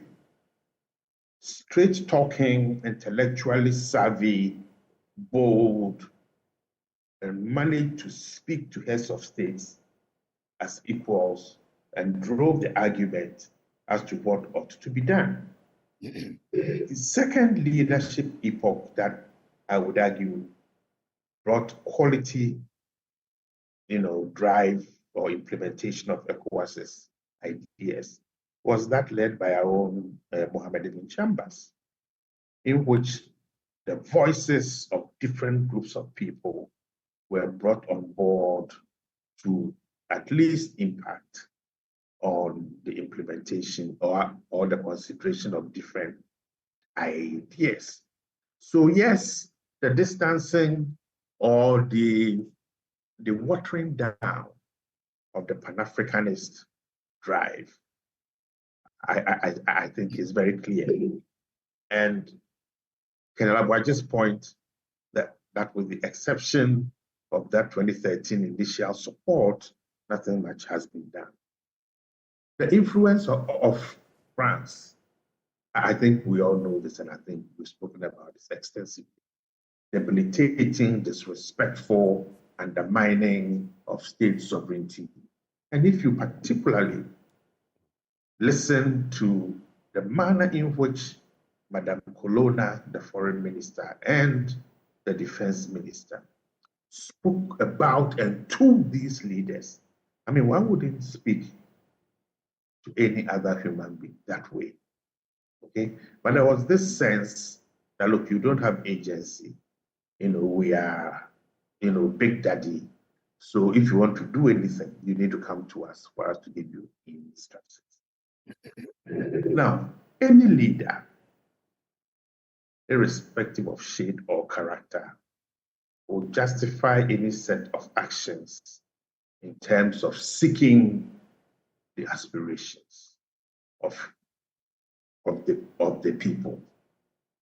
And we've seen the massive groundswell of support that all these three countries have experienced. But probably another thing that we may need to look at sometime, depending upon the time available, will be the impact and the influence of the shifting geopolitical alliances that have been happening around the last 3 years, but now culminating with a definitive dismissal of France from these three countries, and what doors are being opened to who. So for me, the 4 points are reasonable. Any self-respecting government would argue that way. Certainly, this is meant both for domestic consumption, but certainly for their supporters and allies elsewhere. Irrespective of how this pans out, as Colonel Aboagye has appropriately said, these three countries have nothing to lose. Okay, they are shaping up a sense of nationalism, of a new identity. And here I think a little bit of history is useful. It is almost reminiscent of our own revolutionary experiences in 1979 and 1981. And then when Thomas Sankara came to power in Burkina Faso and changed the name from Upper Volta, the colonial name, to Burkina Faso, land of valiant people. Okay, so they are playing an emotive game, but at the same time also a very important and critical geostrategic game. The way in which we look at this and understand it is key to whatever successes can come. But whatever it is, the exit of Mauritania around 1881, and this particular exit, the negotiations will be complicated, the impact far-reaching, because all the staff of these three countries would need to leave the Secretariat and its agencies and institutions, and of course, the economic impact of these families coming back home. So the next couple of months would need maturity, would need pragmatism, and would need informed leadership to be able to disengage or to start the process of renegotiation to get them back into the fold. Colonel Festus Aboagye, so on that same point, but also adding on to what they say, They say, even worse, apart from distancing itself from us, it has adopted an irrational and unacceptable posture of imposing illegitimate, illegal, and inhuman, as well as irresponsible sanctions against us in violation of its own tenets and regulations. It's here referring to ECOWAS. Now, they say that faced with that scourge and that of terrorism, the leaders of these states had decided to withdraw. They also talk about this additional point of distancing itself from them and the irrational, irresponsible posturing of ECOWAS. What do you make of the points, the bases for which these three states have removed themselves from ECOWAS? Well, let me go back to the earlier segment and point out that membership of a regional intergovernmental organization does not fully replace sovereignty. So each member state of ECOWAS, for now, let's take them to be the 15, excluding Mauritania, still have their sovereign rights to take whatever decisions they want to take, to belong to ECOWAS or not to belong to ECOWAS. And this principle is also legal. In the new treaty, 1993 of ECOWAS, I think Article 91 on how to exit is very, very clear. Right. So technically, what these three countries have done is to serve notice that we are leaving. Although yesterday, ECOWAS hurriedly issued a communique or press release in which it said that it had only heard about the intended departure in the media, and that it's not been informed. Colonel, that as it may. If I may, because you've referenced two things, I just want to walk our viewers through them, and I heard Prof. Laughing a bit in the background. So that communique you referenced by ECOWAS says, pursuant to the negotiation mandate given by the ECOWAS Authority of Heads of State and Government to the Presidential Task Force, and in conjunction with the Nigerian authorities, a ministerial mission was due to visit Niamey on the 25th of January 2024. The delegation waited the whole of Thursday at the Abuja airport in readiness to fly to Niamey. Unfortunately, owing to technical issues with the aircraft chartered by the Commission, the special flight scheduled to convey the ECOWAS delegation could not depart from Abuja to Niamey. ECOWAS conveyed its regrets to the Nigerian authorities and stated its resolve to finding a new date to field the mission as soon as possible. ECOWAS remains committed to finding a negotiated settlement to the political challenges in the sub-region. That was dated the 25th day of January. And then you also mentioned Article 91 of ECOWAS. I'm just situating the conversation so that as you speak to it, people understand properly. It reads, any member state which wishes to withdraw from the community shall notify within a period of 1 year of its decision to the Executive Secretary, who shall inform the member states accordingly. At the expiry of this period, if its notification is not withdrawn, the state shall cease to be a member of the community. Additionally, and to end, during the period of 1 year referred to in the previous paragraph, that member state shall continue to comply with the provisions of this treaty and remain obliged to fulfill its obligations under this treaty. Colonel, back to you. Precisely so. So technically what the three countries have done is to serve notice. Even if that communique has not reached Abuja, within this week is going to reach Abuja. Right. So they are still members of ECOWAS for the next 1 year until 2025 at about the same time, January. However, this is only in theory because in practice, they've been sanctioned. They don't attend any ECOWAS decision-making fora. And indeed, I'll be surprised that they will even be paying their levies. Because they can argue that the sanctions that you refer to, very, very broad, very, very sweeping, very, very immediate, did not discriminate between the targeted leaders and the wider populations. They can argue that, look, we don't even have the means to pay our dues. And there are other members who haven't even paid their dues. So they are only following the precept of what is enshrined in the treaty, but in practice, they are no longer members. Now, on the Pan-Africanism issue, there are two dimensions that I think are very, very important, very, very broadly. One is the element of African unity.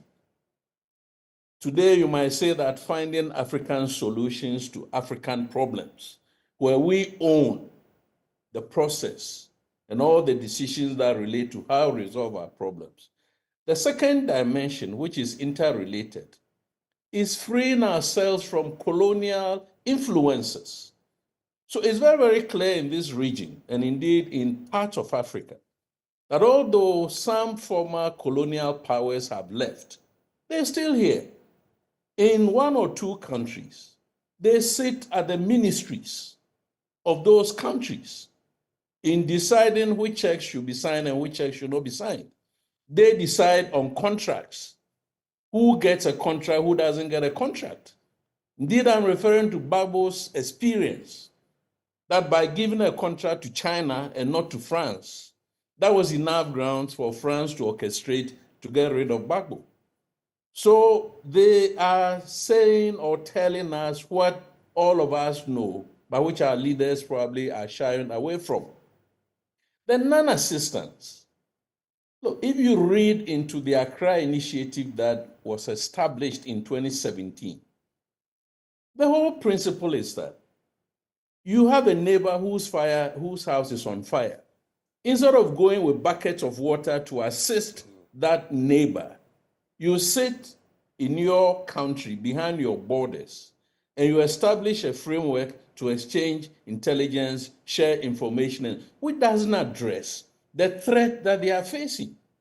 I would have expected that some of the units that we have formed, for instance, established in Ghana, could have been raised or established, well equipped with mechanized capabilities, drones, and whatever technologies from all the West African countries, and indeed from the wider African Union, to go and put boots on the ground and assist these countries to fight those threats.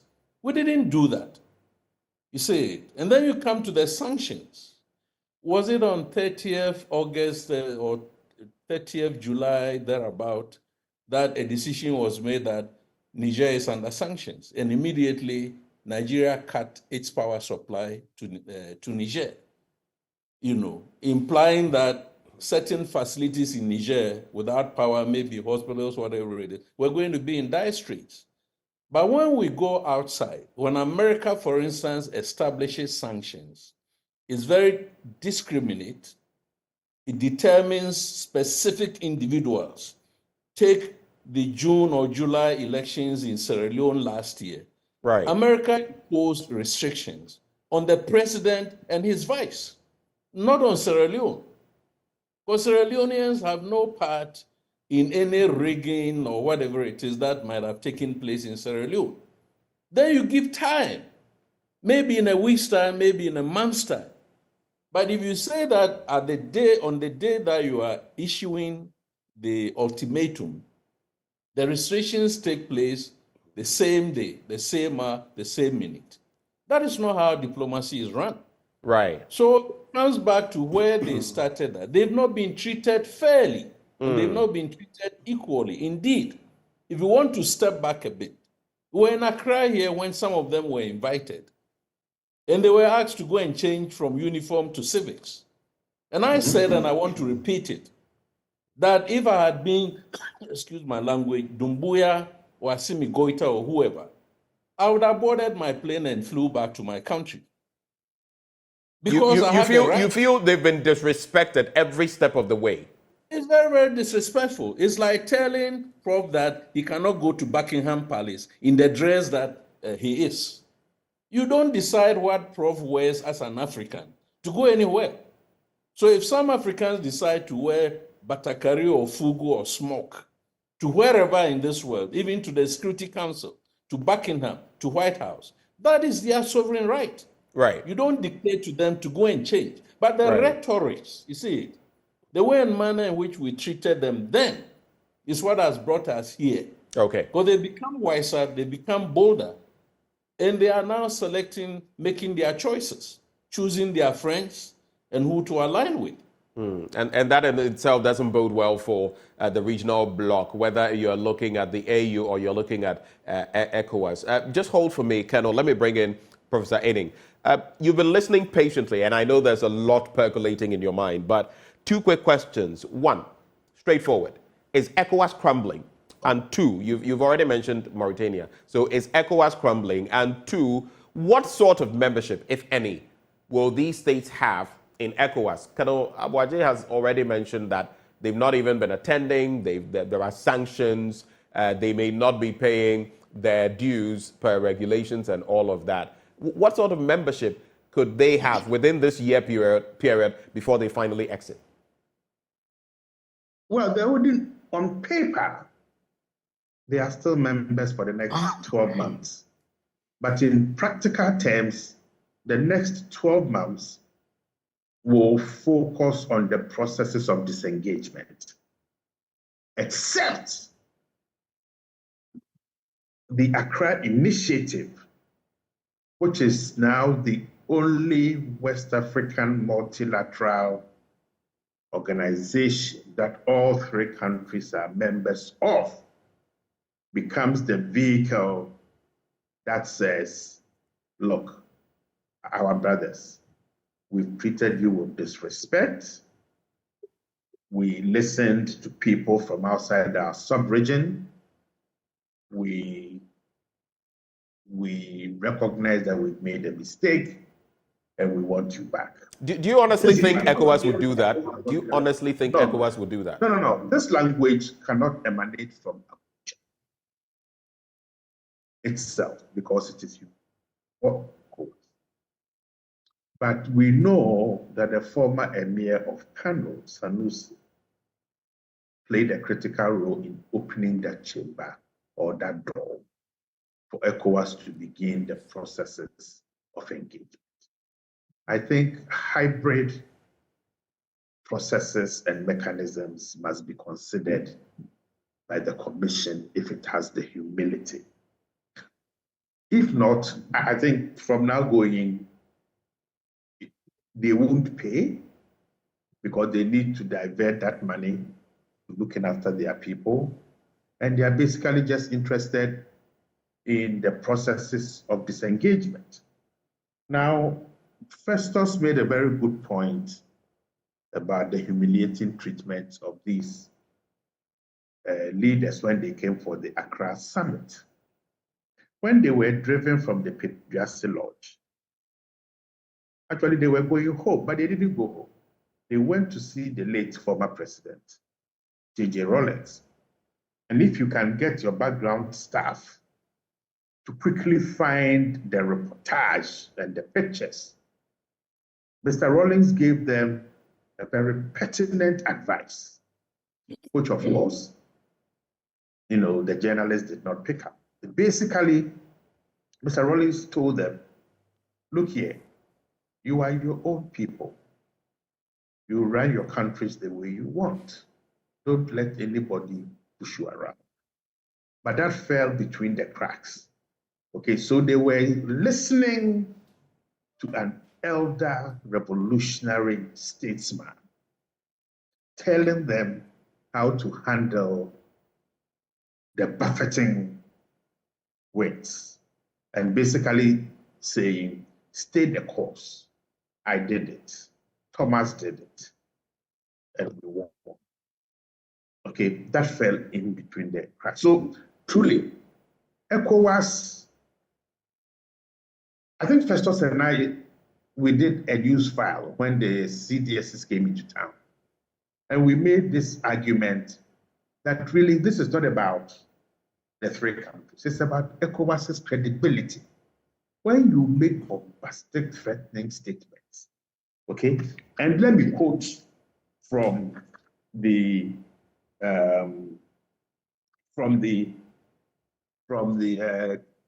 commissioner Paps. Quote, if push comes to shove, we are going into Niger with our own contingents and equipment and our own resources to make sure we restore constitutional order. multilateral organizations lose credibility when they wax lyrical, but they don't have the gumption and the money and the logistics to put on the ground. Okay, so these three countries have actually they have everything to gain by doing what they are doing. The question now is, how do ECOWAS regain its credibility and self-respect when it issues instructions or tells the people of ECOWAS, of the coastal states, that they want to do something? Okay. Several years ago, as a young man, I questioned the Nigerian foreign minister, General Ike Iwachukwu, when I was writing my PhD. And I said, look, Europe is expanding. Does ECOWAS have an idea of opening accession talks or encouraging other member states to join the ECOWAS integration scheme? And General Iwachukwu said, well, that had not actually struck them, but he will begin the process of thinking through it. We have not managed to expand. Now we are beginning to crumble. And the crumbling process started almost from 2020. This withdrawal doesn't come as a surprise because Guinea, Mali, Burkina Faso, Niger, they form what? 4 out of the 14 countries. Okay, so that is the great picture. If we can get the words of what he used, okay, more often than not, these analyses in Ghana are done simply superficially without having a long-term historical view and disaggregating the words that are used. Okay? And I think Rawlinson's words when he met these guys is very prescient now. Very, very critical stuff. Okay. So, yes, the fragmentation has started. And if you remember, we've had these conversations about unconstitutionality of different governments. Now that we are only coastal states, 2 narratives are going to take place. A lot of people are going to say, hey, the terrorists are coming up. And my question is, coming from where? The challenge for us are the domestic imperatives and not the outside stuff. If we don't get our domestic imperatives right, then the terrorists might come. So in Ghana's instance, when you speak of domestic imperatives, you are talking of the simmering situation in Nkwanta, what we've seen in Boko. Is that what you're referring to? Yeah, but also the corruption, the political violence, and all that. But let me ask you a question. If you are traveling between here and Tamale, what is your greatest fear? Is it about a terrorist attack or about road traffic accident? If we disaggregate the numbers between people who die out of terror and those who die from road traffic accidents or poverty and hunger, that in the hierarchy of critical needs, terrorism probably will be number 10. Okay, so we need to situate the conversation clearly. Now, number 2, you asked about the sort of membership.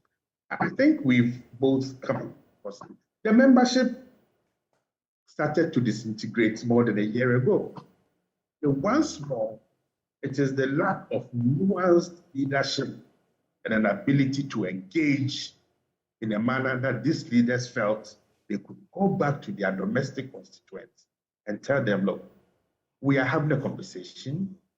Yes, we voluntarily signed on to a document about democratic practice and constitutionalism.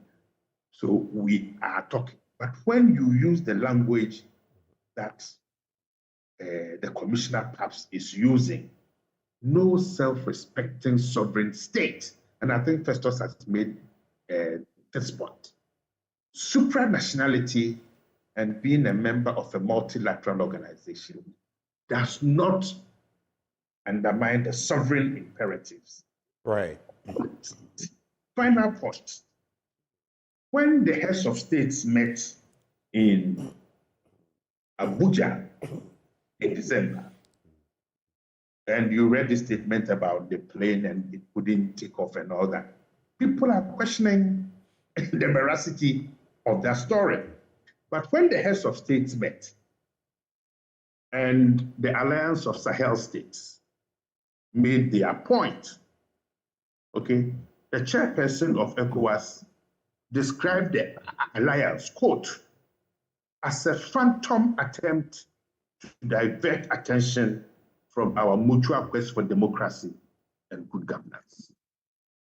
Once more, the fundamental misreading of what was happening in these three countries. A phantom attempt. I'm now wondering whether he shouldn't sack some of his advisors who wrote this particular speech for him. And I will insist that we have reached where we are because we took our eye off the ball and we were just mechanistic in seeking to apply what we had voluntarily acceded to. What we need are nuanced leaders, pragmatism, maturity, right, a step-by-step approach to winning their trust. Right. That is the formula around this conversation. Winning their trust is crucial. But hold for me, Prof, because when I return to you, I would want you to walk us through the processes of disengagement. I mean, within this 1 year period, if they do want to go full throttle on disengagement, what will happen? But hold your horses on that. Let me bring in Colonel Festus Aboagye quickly on this point, and then I'll come to you, Prof. So, Colonel, here we are. I shudder to think of what the consequences of all of this would be. I don't know how much this fetters ECOWAS on the one end, or these three states, Burkina Faso, Mali, and Niger, on the other. Because guess what? With this, like you mentioned, likely they are not paying their dues. That is going to have a financial impact on ECOWAS. In terms of security, collaboration, that is going to be diminished or probably down to nil, nothing. I mean, what could be the consequences of this for both sides? And who stands to lose more? ECOWAS? Well, I think the argument should not be about, excuse me, who stands to lose more or less.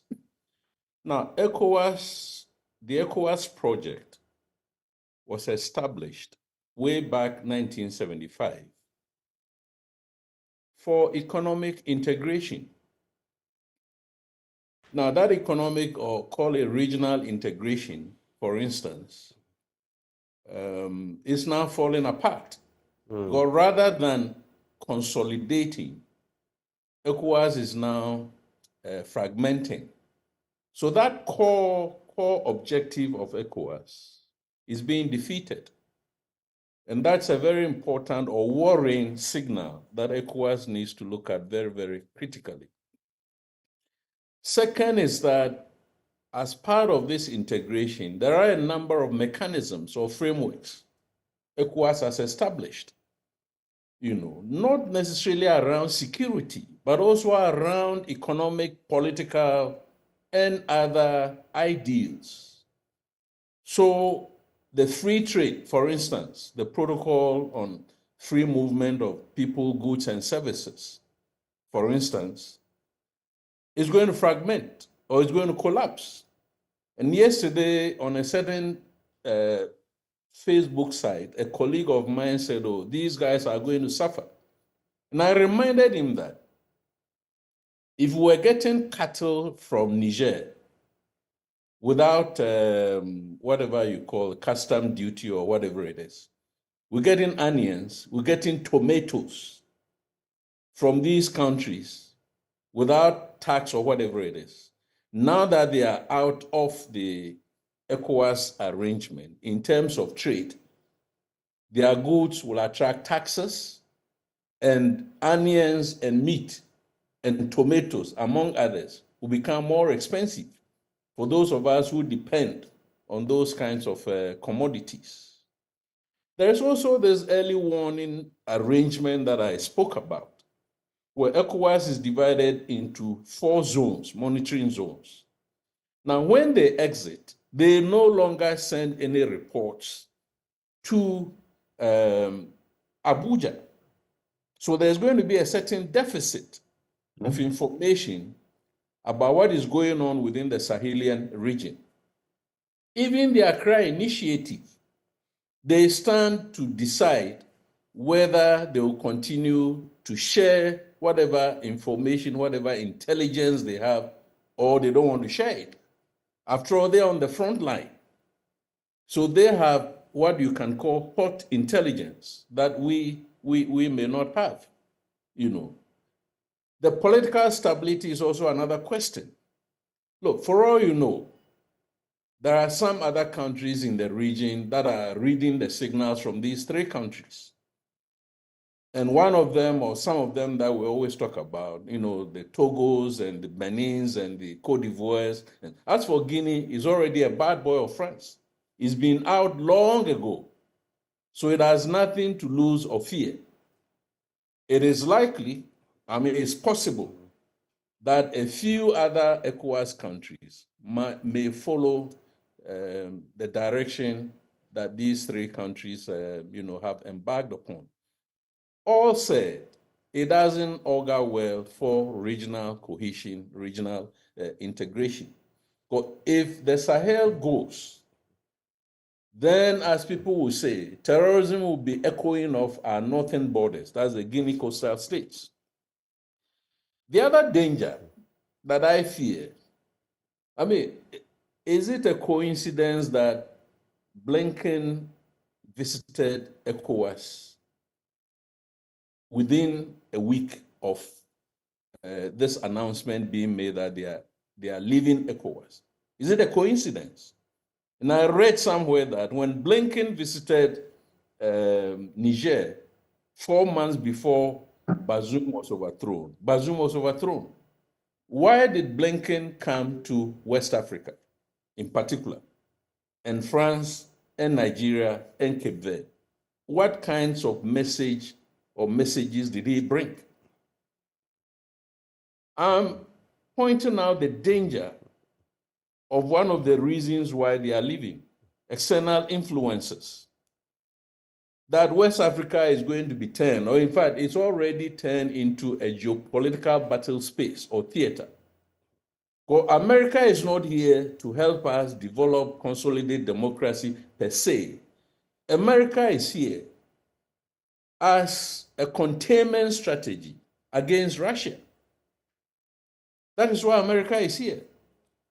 And we cannot build our own regional stability or national stabilities on the strategic objectives of an external partner who invariably ends up probably deciding, you know, how you must organize yourself. In fact, some of us have argued for a long time that if you ask any African country what their strategic objectives are in terms of, but do we even have something we can call Africa-America policy? Right. We don't have. Right. But America has an African policy. France has an African policy. China has an African policy. And Russia has an African policy. So we don't even know. We have not defined the strategic objectives for our partnerships with some of these external partners. And these are the dangers. Those are the dangers. It's going to deepen itself in the quagmire of becoming a proxy theater for East-West, you know, tensions and contentions and so on. I want to go to Prof, but before I do that, Colonel, you made a point about what the consequences could be moving forward for other countries that likely would follow suit. I have an interesting follow-up, briefly. Do you think there is the possibility that non-coup-led countries or non-military-led countries could, you know, have some sort of arrangements with these 3 countries, Burkina Faso, Mali, and Niger, could start engaging them separately, and maybe even that they could form some union of their own. Is that a possibility, no matter how remote? Indeed, the practicality is that when regional arrangements establish such broad, decisions, the realities on the ground where borders meet are normally different. Okay. So, assuming Guinea is part of this, I attended a forum in Monrovia last year, July, where the chief of the Liberian, army said that, look, forget about ECOWAS. We had to collaborate necessarily with Guinea because Guinea is our neighbor. So they overlooked the decisions of ECOWAS to place Guinea under sanctions and decided that as far as Liberia was concerned, it was not in their national interest to cut off Guinea completely. I see. So the cross-border trade, albeit localized, will be going on. After all, the communities normally are from the same ethnic groups. Countries are going to choose, countries like Senegal are going to choose whether they collaborate with these countries or not. Okay. But even if they don't, others who are not ECOWAS members like Morocco might make overtures to these Sahelian countries and say that, okay, right, if you don't have access to the Guinea coast, which is not going to happen because under international law, all the coastal states are obliged to allow access to the Atlantic, right, to the hinterland countries. But countries like Morocco can provide an alternative. Okay.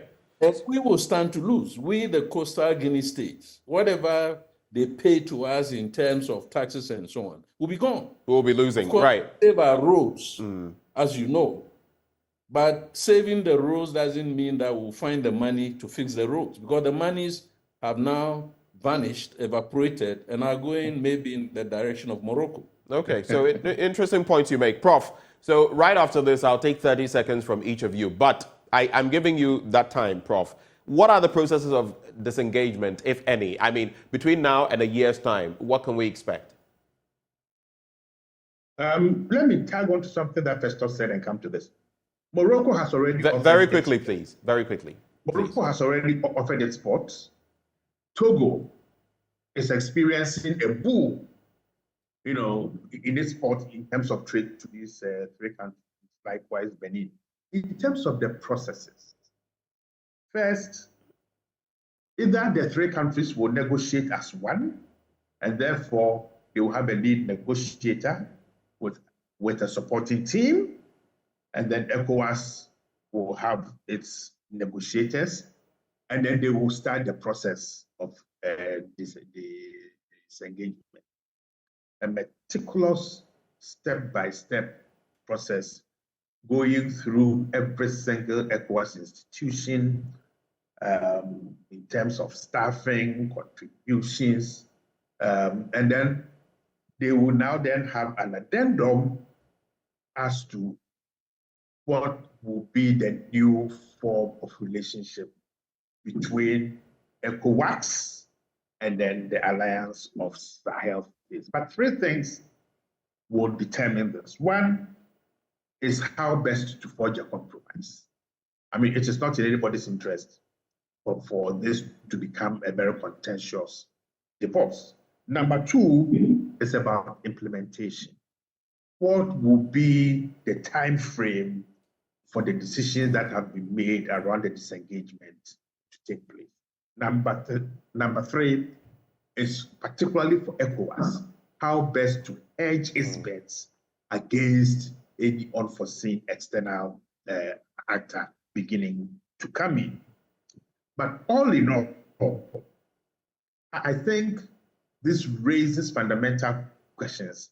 First, about the character and frame of rules within ECOWAS, about the application of its binding provisions, the failure to apply these binding provisions neutrally across board is what I see. And finally, the mechanisms around which its own rules can be revised. Since May 2015, no suggestions have been put on the table to try to revise any of ECOWAS's provisions. And when what you read said executive secretary, legally, there's no executive secretary in ECOWAS for the past probably 15 years. It's become a commission with a president. So there are quite a number of interesting legal hurdles ahead of us. All right. Any final words in some 10, 15 seconds? Any final words, Prof? And then I'll take the final ones from Kennel. Sure. I mean, most definitely, this is a case in which we must all learn some lessons. ECOWAS must learn to enforce compliance with its own rules, and it must learn to apply them fairly. Okay. But it must also learn to control foreign interference in the governance of its member states. Third, it must understand and respond to the wishes and complaints of its community citizens. Right. Finally, it must learn to moderate the excesses of elective government in the region. Prof, you've given us so much insight this morning, and we're immensely grateful. In fact, I just saw one of our viewers on Facebook, Samfo Sanusi, saying this program is very educative, and it's thanks to you and, of course, Colonel Festus Aboagye. Thank you so much for your time, Professor Enning. Let me hear from Colonel Festus Aboagye. You have your 30 seconds, and then we can go. Yeah, let me go with the elaboration that Prof has made regarding the processes. I associate myself with the processes, but I want to suggest that a country can choose its friends. It cannot choose its neighbors. So even if these three countries leave, they remain our neighbors. And it will be in the interest of all the neighbors to ensure that there is cordiality. Secondly, the definition of West Africa was not a decision that was made by West Africa. It was a decision that was made by the OAU as far back as 1980, 1981, thereabout. So when these three countries leave, West Africa ceases to be what has been defined on the books of the African Union.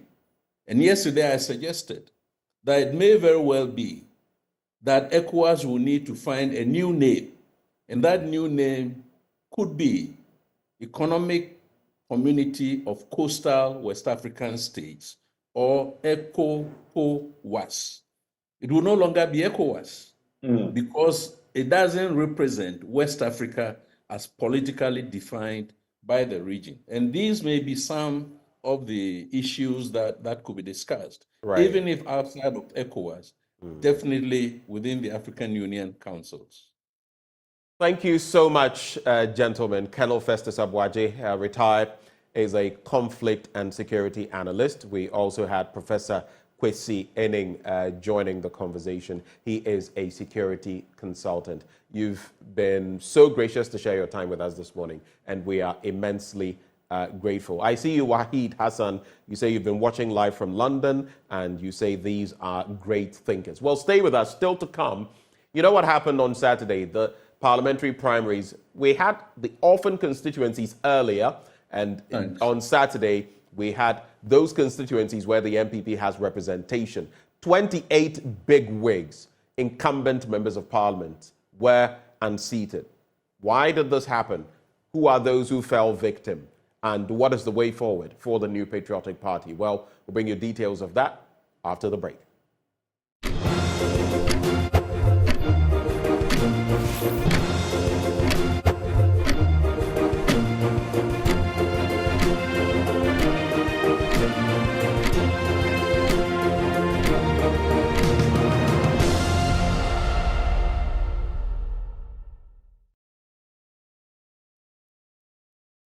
Welcome back on the AM show. We delve deep now into the parliamentary primaries of the governing New Patriotic Party. We know that quite a number of bigwigs and those deemed to be establishment candidates lost their way. They will not be returning to Parliament. I'm talking about the 28 incumbent bigwigs, that lost. But there are others who were also backed by establishment that did not make their way through. We'll look at the wins, the gains, the losses, the good, the bad, and the ugly. But joining us for starters for this conversation, we have Suleiman Brahima. He's Executive Director, Media Foundation for West Africa. Mr. Brahima, good morning. We've not interacted this year. Happy New Year. And where have you been? I've not even seen your shadow in quite a while. Good morning, Ben. Well, I think it's in order to say Happy New Year, even though the first year of the month is almost running out. I think I've been around. It's a busy time in West Africa. Throughout the week last week, for example, I had to be in Senegal, Dakar, to support efforts aimed at empowering the media there to support the upcoming elections in that country. So it's been a busy time for us, but we are coping. We thank God for that.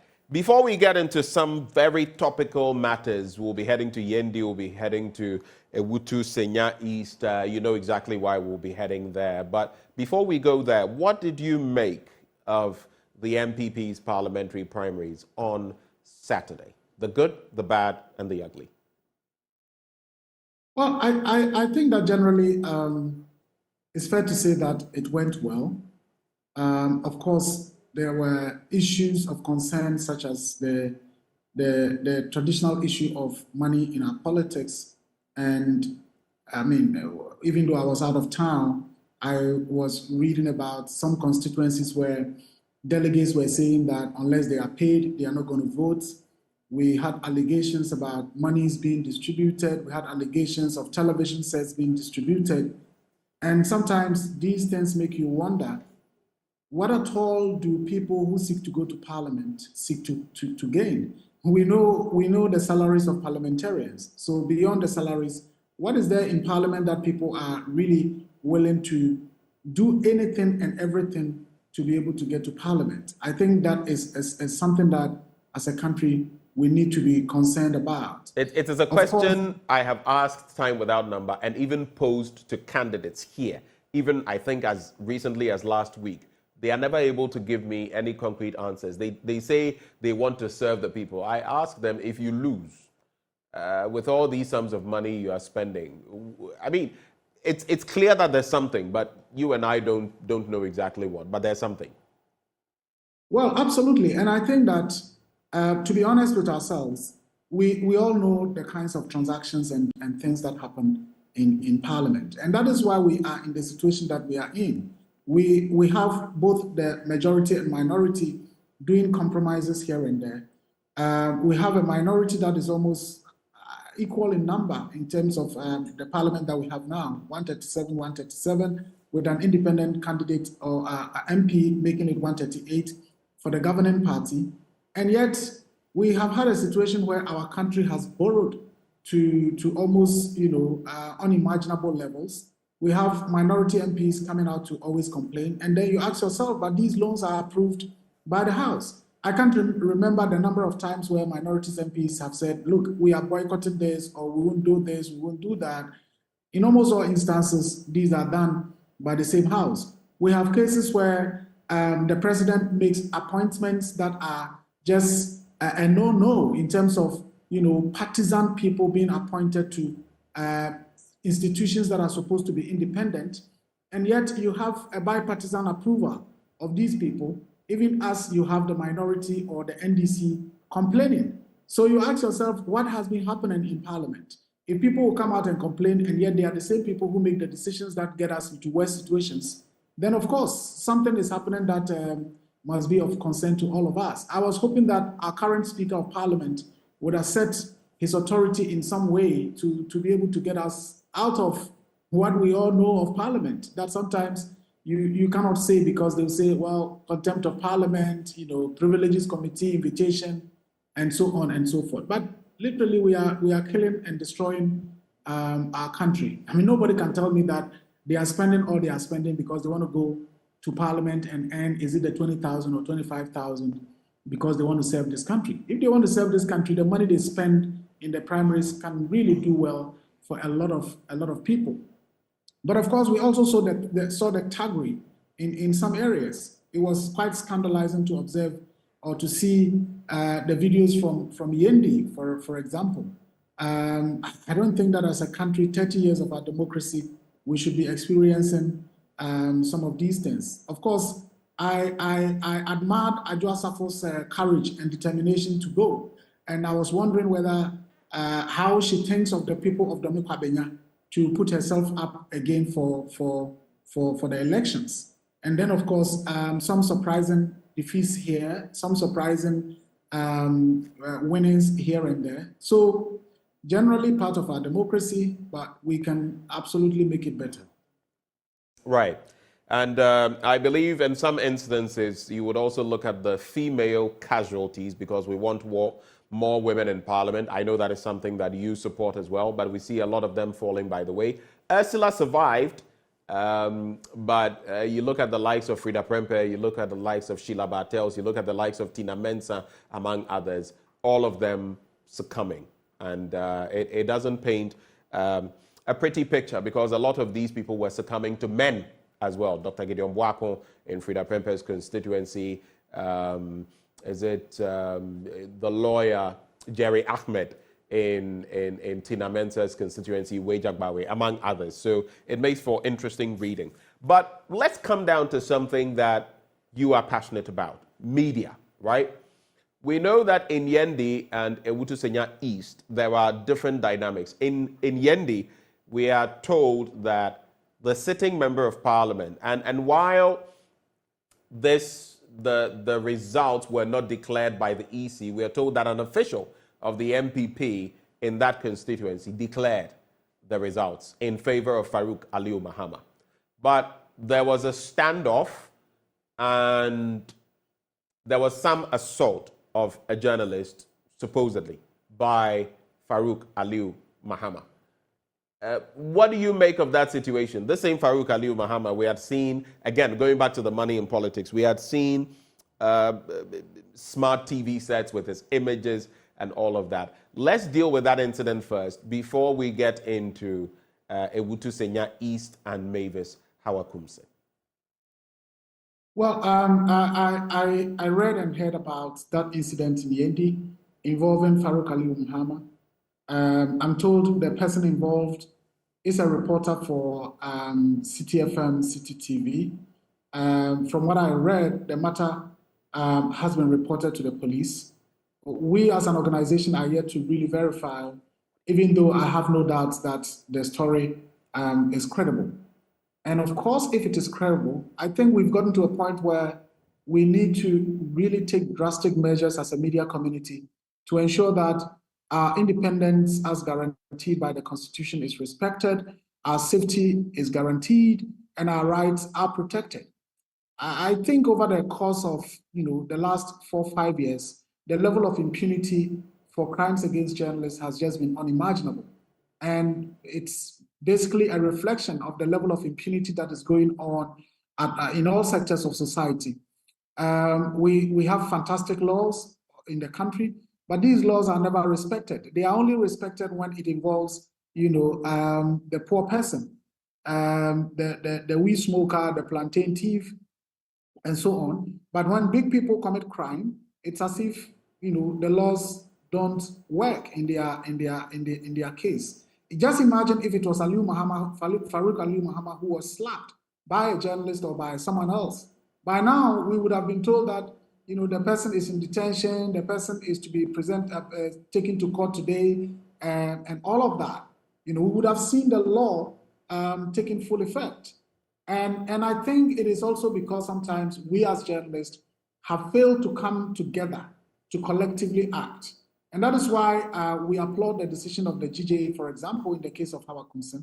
And I mean, once it is proven that what is reported about Farouk Aliu Mahama is true, I believe that the media community has to come together to take a drastic action against him and to make sure that the laws of our country are respected. Otherwise, as they say, impunity begets impunity, and these things would continue. All right. So you've established a few things. Before we move on to Mavis Hawakumse, this is what Farouk Aliu Mahama, the member of parliament of Yendi, had to say. He says it was the MP, well, this is what the journalist had to say, that it was the MP, Farouk Aliu Mahama, who slapped me and his people kicked me and took my phone away. That is what the City FM journalist had to say. Also adding, I was reporting on the violence that was happening during the counting process. So I asked the MP why that was happening. And he got up and came and slapped me. And his people also started beating me up. So this is what the journalist has been sharing. And like you're saying, if we can substantiate this, then I guess the proper mechanisms, the long arms of the law should reach into that. But we also know that this is not the first time. There have been so many incidents of same, and oftentimes the reaction, you criticize us, the media, but even when we do our best in putting this out there, what comes of it? You know very well, nothing, practically nothing comes of it. So what then do you do? No, I think that you're right that in most cases, these matters are raised and literally nothing happens. The reasons are quite numerous. And as I said before, I think that on some occasions, we can blame ourselves as journalists and folks in the media community who sometimes may even drop the ball. We have had cases where we as an organization would be acting in support of a journalist, only to be told that the journalist himself or herself says that he or she is not interested in pursuing the case further. We have had cases where we go to the police and the police say, well, we also read this in the news, but the matter has not been reported to us.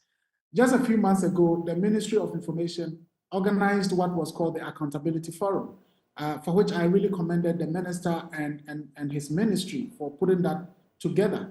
It was essentially meant to get the Ghana Police Service to appear before the media stakeholders to brief us about where things stand in terms of investigations into various matters of crimes against journalists. And in their report, there were a number of instances where we thought these were cases that the police ought to investigate. But the police would say, well, these matters were never reported to us and we cannot go out there fishing for cases.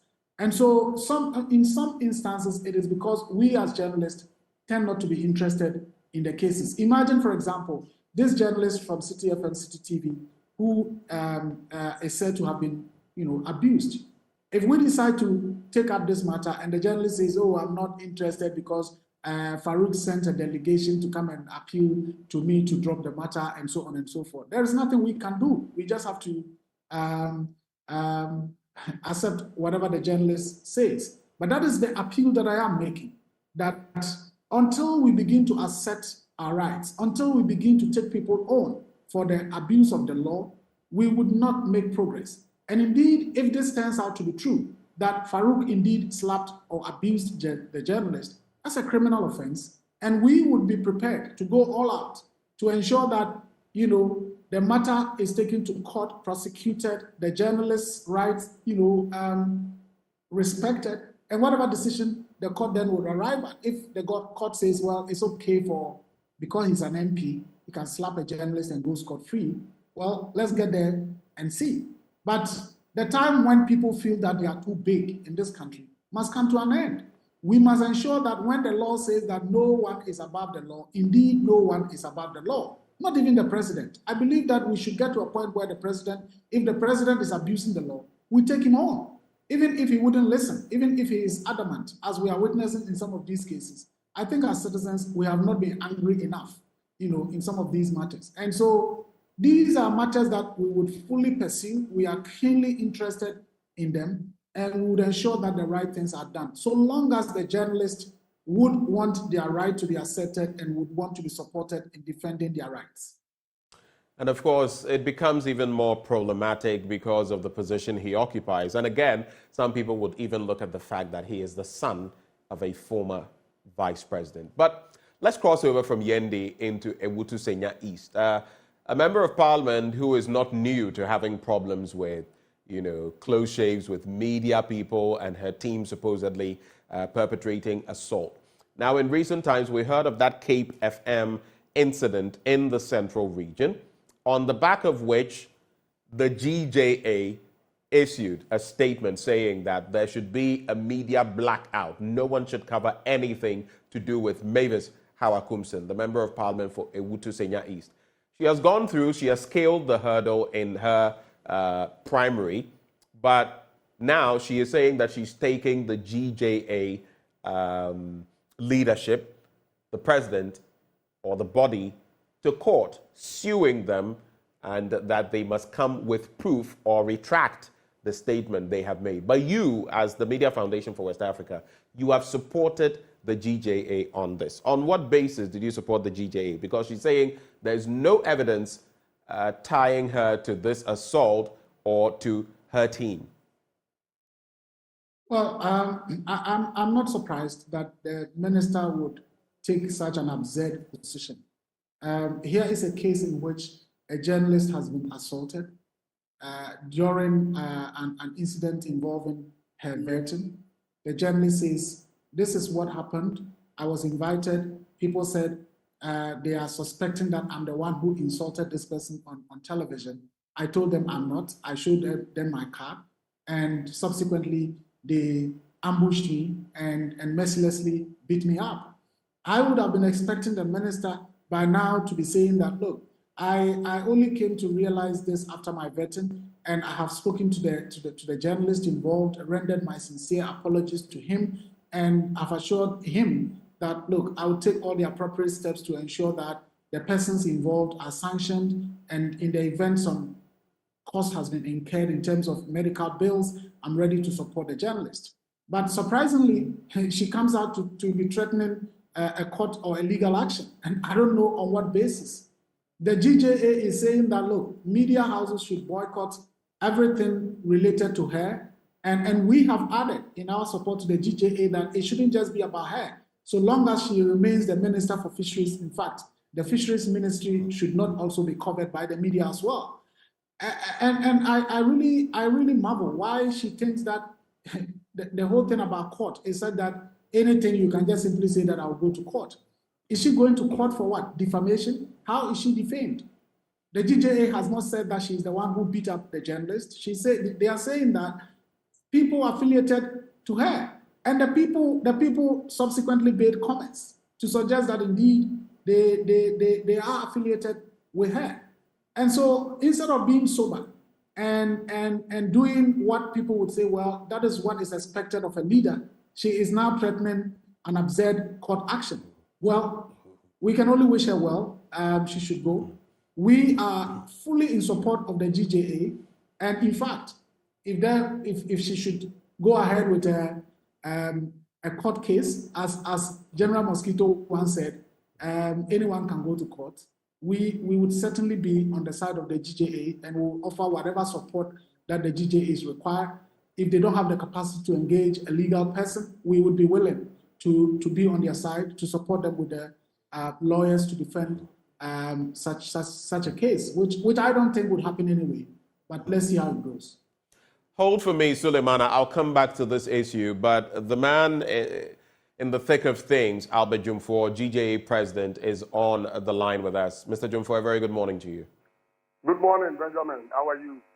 I'm well. It's good to have you this morning. I'm sure you followed the conversation as far as the GJA and your blacklisting Mavis Hawakumson is concerned. She says, I don't think the GJA has conducted a thorough investigation into the matter before issuing the blacklist against me. She's calling for evidence of what you say her team did, barring which she will sue the GJA.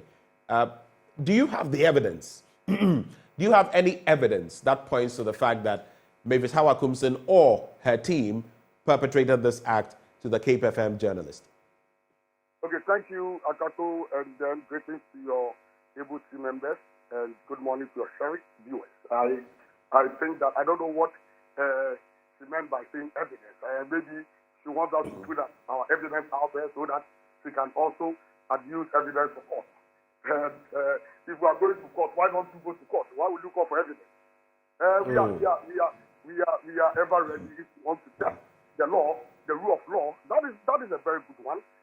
we expect every politician to be abided by the law and also to use civil remedies in addressing such matters. So if it shows that a right has been committed upon, or maybe so the Niger has done anything illegal and you want to test the law, we are ready. We are ever prepared. So I don't think that we are perturbed, we are intimidated, we are afraid, we are worried.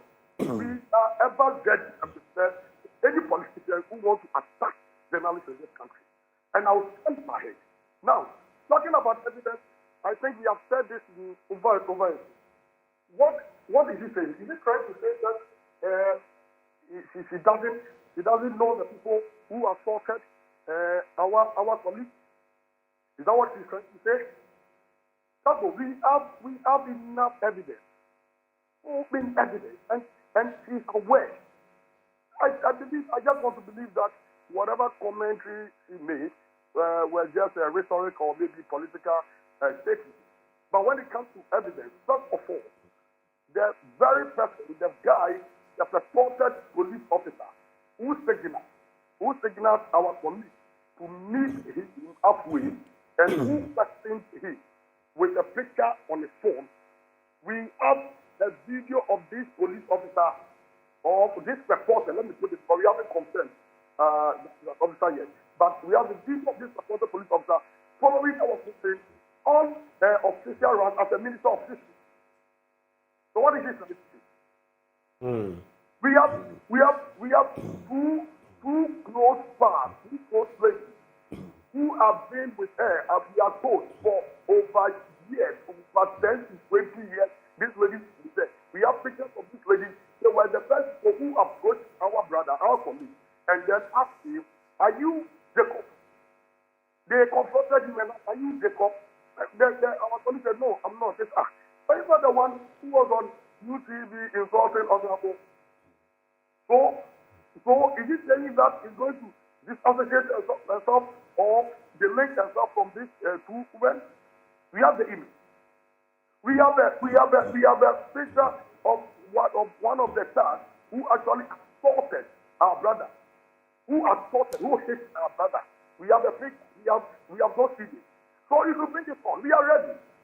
If he wants to fight the fiction, the media, nobody, no single individual can fight the media in this country. Not even the town. Not to talk of Kaswa. We are ready.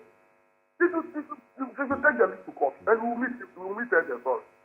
All right. So if she's going to court, she should go, and you're saying she should take the matter to court. You meet her there. So you're standing by that stance. You're sticking to that position. We have said that this is the same woman whose ministry has issued a statement last week, calling for a coup in some way, and I've made some proposals that they will be meeting in the coming week to sit on the matter and discuss. This same one, that was on Thursday or Friday. No, on Friday. Now, maybe after winning the election, I don't know whether he thought our pressure was to I don't know, maybe he thought we have an intent against her in the quest that is run down to her election. So after winning the election, he felt that he felt emboldened. And now I'm promoting the official statement issued by her own ministry, trying to say that, trying to arrange for people with the DJ. And now this is threatening call. We are easily surprised. But we would love it if it goes to court. We will give blow to account of whatever happens. Proceedings, we are ready. We are the parents of the media in Ghana. And nobody, not even the government, can eat data. We are our legal team prepared. Yesterday, I had a long meeting with our legal team. We are ready for our country. Our country will take the lead to court. We will meet there.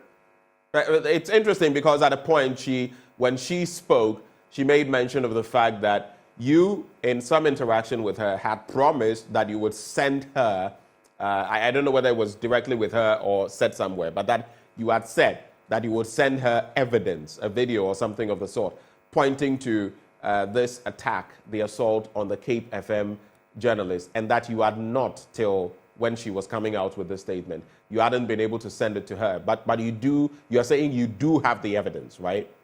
Agago, this is a palpable lie. It's a palpable lie. This is a woman, when she called, and the first person was supposed to her. She denied entirely. This woman denied. In fact, is it a reaction to her first question? In fact, in the interaction, she had already taken what we call an entrenched position, denying that team. If you say you were not there when our colleague was being attacked. Why would you come out and deny entirely? But he wasn't ready to cooperate. So we asked that, look, I told her, and I remember I said, look, the media, as a media person, as journalists, we don't dwell on suspicion, or we don't dwell on, how do we call it, there's something I want to get this word right. But then we deal with facts. We deal with evidence. And does it know that we are still making ABCD? Then, as soon as I said, then if we have it, she doesn't have it, she doesn't know. So, at the beginning of the conversation, she had denied, and she had said that. First, she said, have we cited a statement issued by a team? That was the first question she asked me. And I told her we are not dealing with a statement. We are dealing with her. So from the word go, because she wasn't ready, then later when I told her we have the proof, we have the visuals, we have the images, we have things we have the pictures and the visuals to prove that these people are members of a camp, of a team, and otherwise. Then she came and said, oh, then she will investigate and get back to us. Why would I go on air and say that we are going to get back to her? We called you to let you know that we have this information at hand. So why should we come back to you as if we are pampering you? No. If you claim, like all what we said, and in our press act, we put it out there, that look, just produce the perpetrators of this attack for the law to deal with them. Once you do that, the GJA has no problem, has no issue with you. Produce them. These are people around you. These are attacks around you. And we don't know who next we are going to pour those venom on. So, Agato, I don't see why. I think he's just doing politics with it. We are not doing politics. We are not doing politics. DJ does not dwell on assumptions. We don't dwell on suspicion. This is an establishment or an association established under the laws of this country. The force of the Constitution gives us the independence, the freedom to do our work. Again, we are also empowered in the longest standing media body or association in this country from 1949 to now. It is not for an individual. And we did not just come out with this decision. We did an extensive engagement, very extensive engagement, including speaking to our partners. And I'm happy my good brother Sulemana is on the line. I remember when the issue after when we tried to reach her, he was in Senegal, Dakar. So we spoke to all our partners. We spoke to the heads of key media institutions, including multimedia. Right. We spoke to. So it is not. We did not just wake up and say that we are coming out with this decision. So if it shows that he has the law on his side, he should just go and tell them every error. Thank you very much, Mr. Jumfor, for joining the conversation. Albert Jumfor. Yes, and before I go online, let me first of all commend, first of all, multimedia, you and other media houses who have actually headed to this call. And we are so much excited to say that for the first time, even though there has been some, there are always, how do we call it, some media houses who may, we knew that who may violate the call. It wasn't an order, it was a call. So a call means that this is in our own collective interest. We are not, nobody is under any obligation or any obligation to adhere to it. But for our collective interest and for our safety, we call. And so far as I'm concerned, so far I can say that the support has been enormous. And let me thank our brother Sulemana, who was out of town, and I know that as soon as he arrived, we have also shown their support behind this decision. But to end, some others who have violated it. And let me give an example. An example is City. Right. Yes, City violated this order. And let me tell you, at this call, let me correct myself, this call. And you know, as at the time they have built their platform for our country, or to profit our country's story. At the same time, their reporter or correspondent in Yendi was being beaten, was being attacked. We've been talking about that the safety of journalists is a collective responsibility. That let all help, let all come together and stop this menace. Because you may think that today it is David Kovner. Today you may think maybe you are doing DJ. You don't know tomorrow. You know maybe Suleiman, maybe other commercial for nobody knows. So what we are doing, we want to create an enabling environment for our people's work, not a poison or an environment polluted, contaminated environment. So our call is that our members, let all heed to it.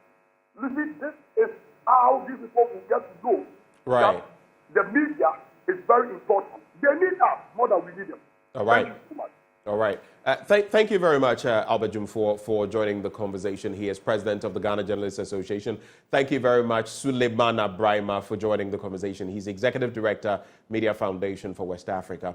Let's cross over now and get some further details, some thoughts briefly on the parliamentary primaries of the MPP on Saturday. Joining the conversation, he is a political scientist and director of the Center for European Studies at the University of Ghana, Dr. Kwame Asah-Asante. Good morning, Doc.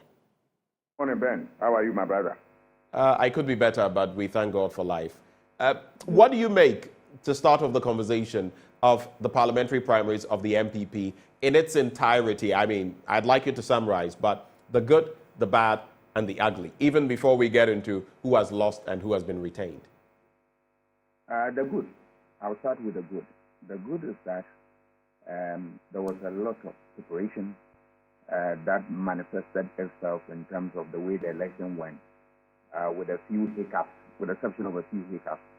The election went, by and large, were peaceful and free and fair, and it tells you that the MPP put in their all to get this type of result.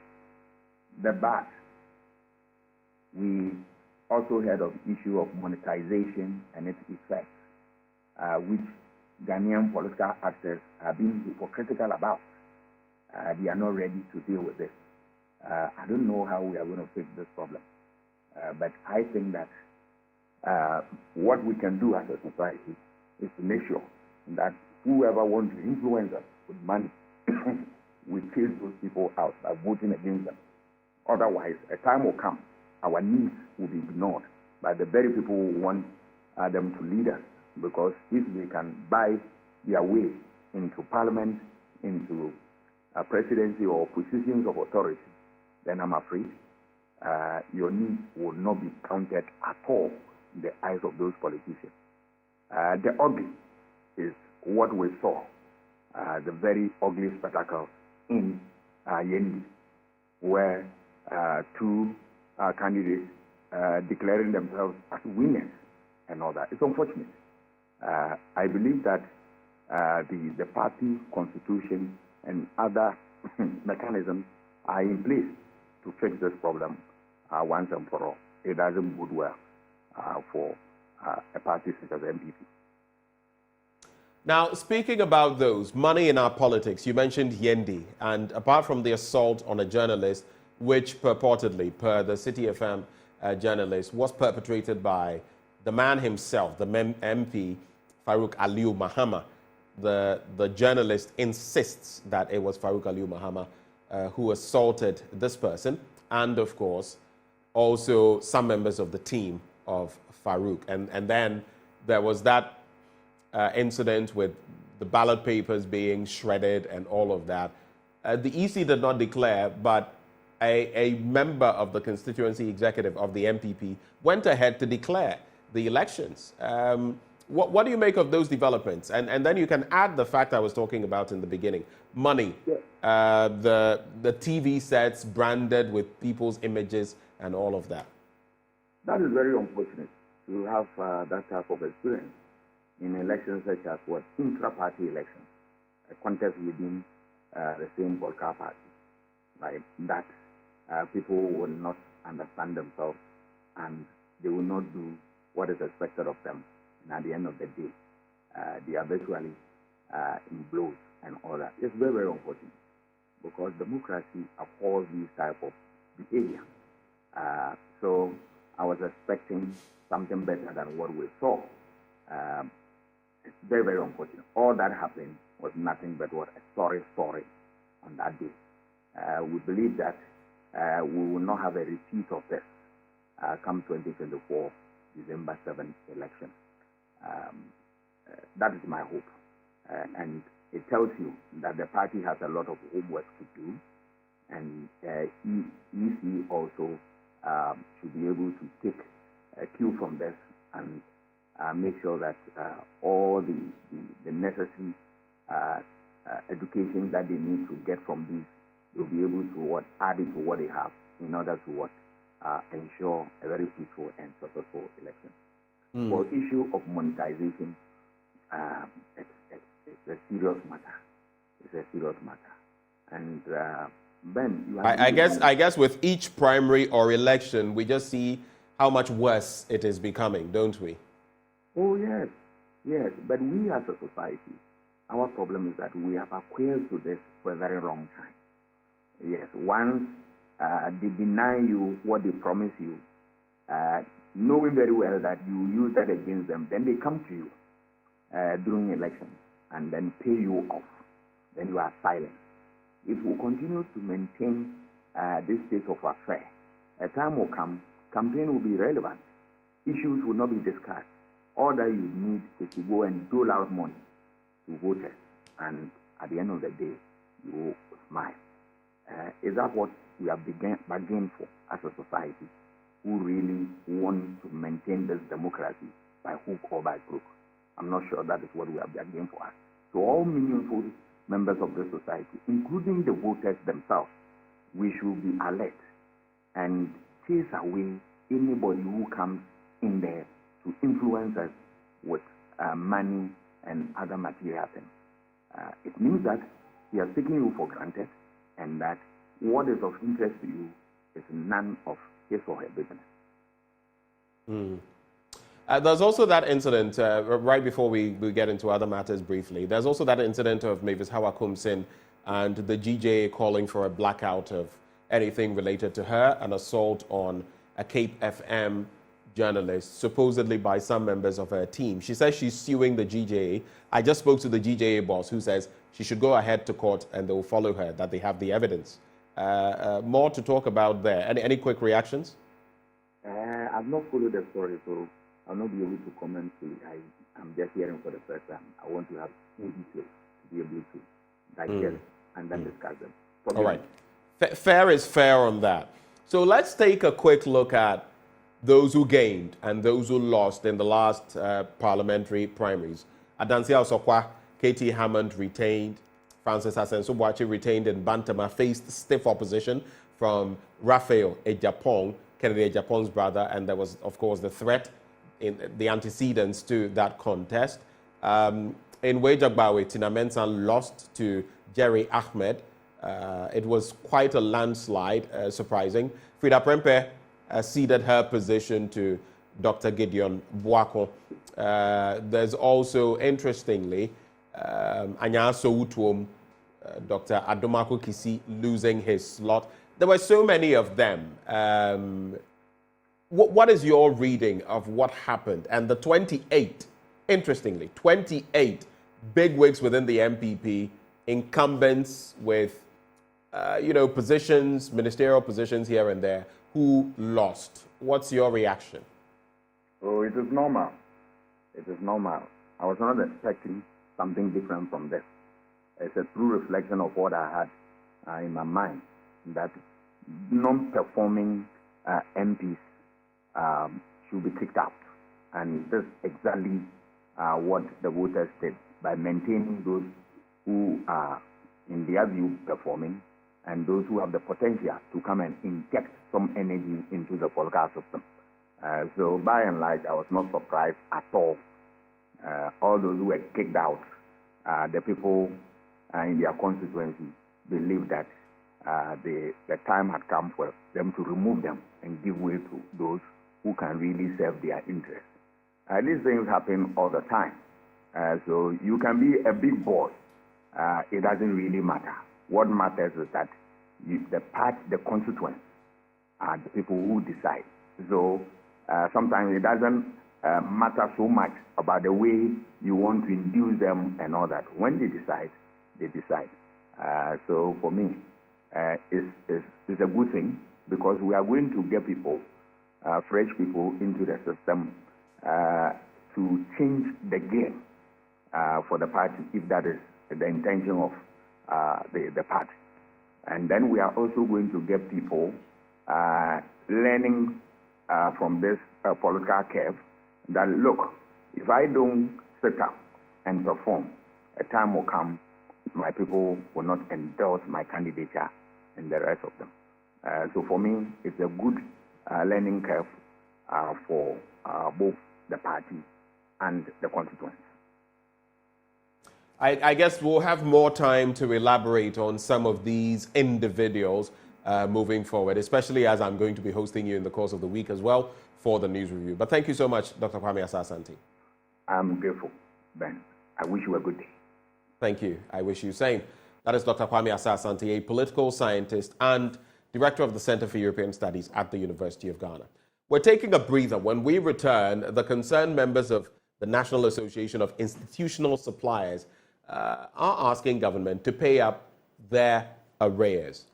How long has this been on the table? What are they looking forward to? We have that conversation up next on the AM Show.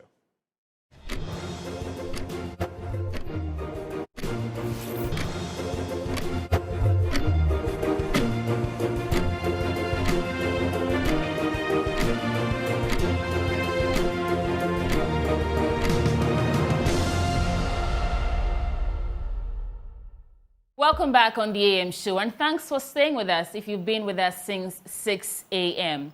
Now, it's time now for us to shift our focus to the educational sector.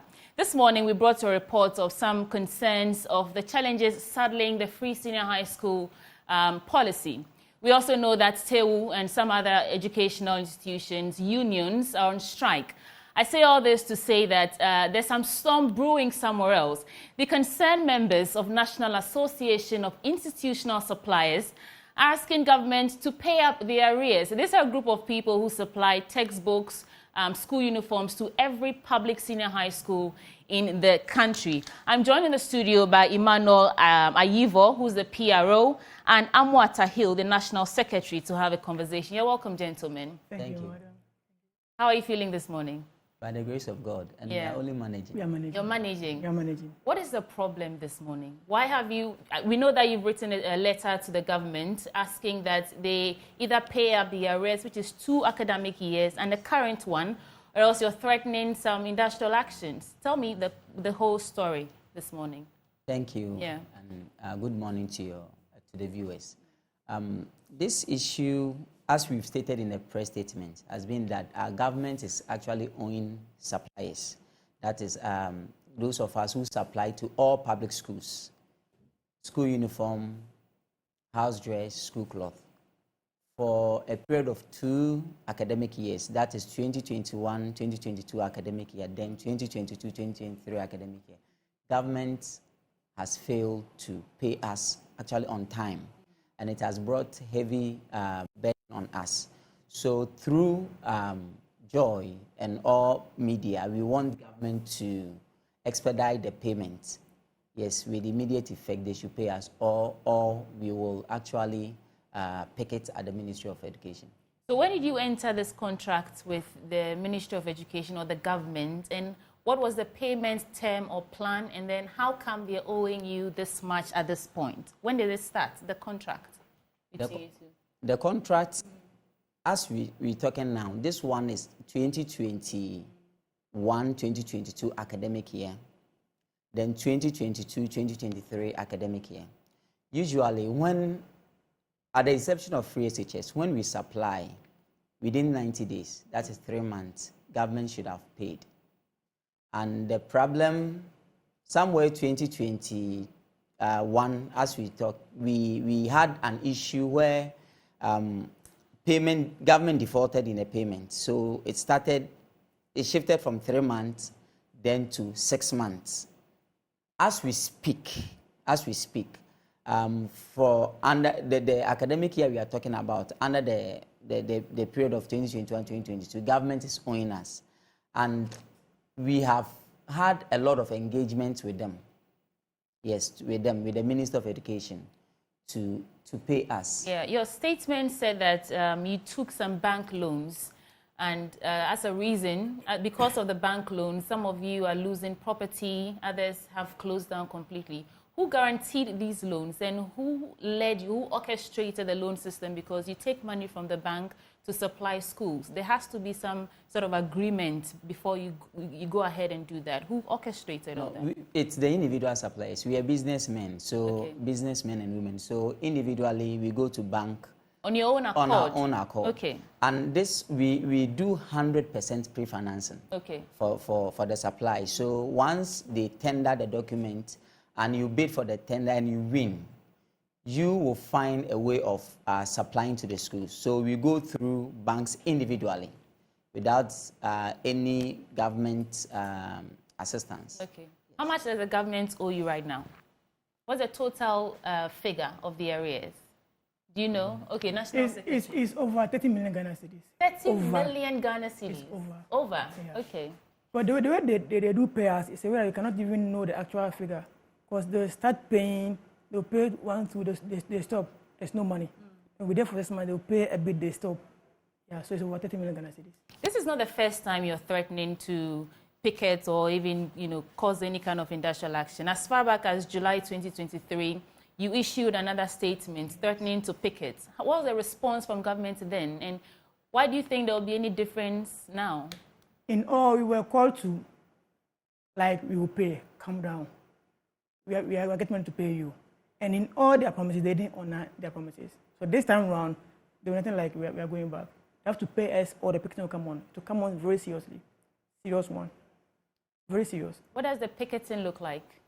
We all bear the Ministry of Education. All 250 members of you? Members and our workers, we will all be there. And our beneficiaries, those who actually are benefiting from us. You see, madam, some are losing their business, their jobs. You see, you have to come and see our shops, the machines we've bought for this business. We are losing them. Workers are going home. It's very bad. It's bad. And we need to rise up, else it will affect us. You have to pay us. This business has been there for years. It's not politics, no. Okay, and we won't allow people to destroy our business for us. No, we won't. What is NAGRAT, NAT, and all the other educational institutional unions saying about this concern? Because some of them are already on strike. What are they saying concerning your arrears? Okay. Have you heard anything officially, from them? we are yet to send them petition officially. So, in course of this week, we will be reaching to NAGRAT, NAT, concerned teachers, then African Educational Watch, or who matters in education settings, stakeholders. This week, officially, we will write to them to intervene in this plight of ours. You also say that there should be a reconsideration of the contracts that have been terminated. Tell me more about that. Which contracts have been terminated, and why do you want it to be reconsidered if they are not even paying up what they already owe you? You see, it's so painful that you owe me for years, okay? Like 2021, 2022. Some have several schools, maybe 20 schools, 50 schools. There are several of them like 30 schools, and it's not being paid for 1 year. Now, left with 10 that's not supplied. And they are taking a contract to an individual, one person, to do all those schools, and that is bad. Same thing happened with PE kits, and now it's being given to some few people to do it in China.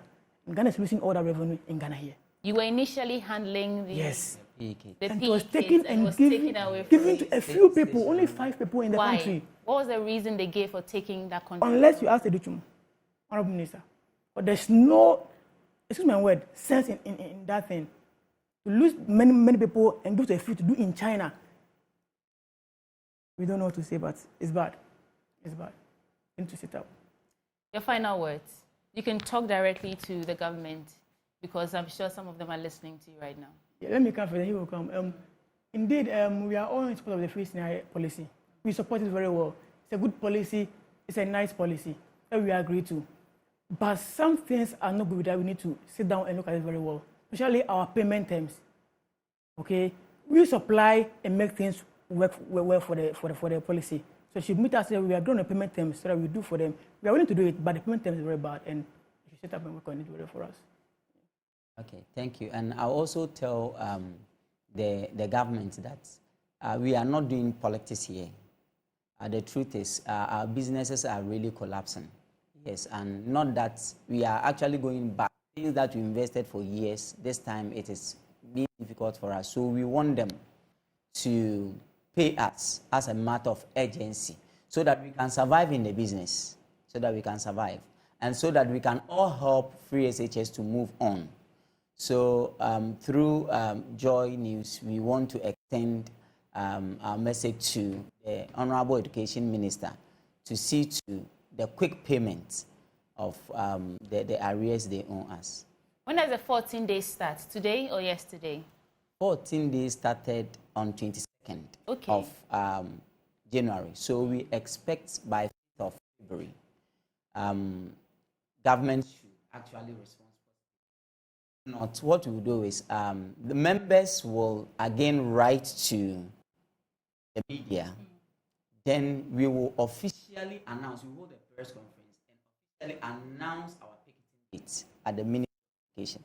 And this time we mean. Well, I hope that before 5th of February, the government comes to your aid and tries to smoothing this out. Thank you so much for joining us. Emmanuel Ayivo, who's the PRO, and Amwa Tahil, National Secretary, for joining us. Unfortunately, today again, we cannot have your say, but let me quickly say a happy birthday to Nadia Nale Otu at Best of Best Academy in Ablekuma. From your uncle, Oura, may the Lord continue to bless you and give you more wisdom. Again, a happy birthday, a happy new year and blessed birthday to Mrs. Gifty Akosua Asantewa Hioje, a.k.a. Siba the Sailor. From your hubby children, Linda, they say they love you. The Opoku family also wishes you, Rachel Opoku, a special birthday as you celebrate your new age. We are grateful to have such an amazing woman like you in our family. Let's keep going on our love journey. From your darling husband, Joseph Opoku, and your 3 boys, Perez, Nkunim, and Fifi. We say we love you dearly. That's so beautiful.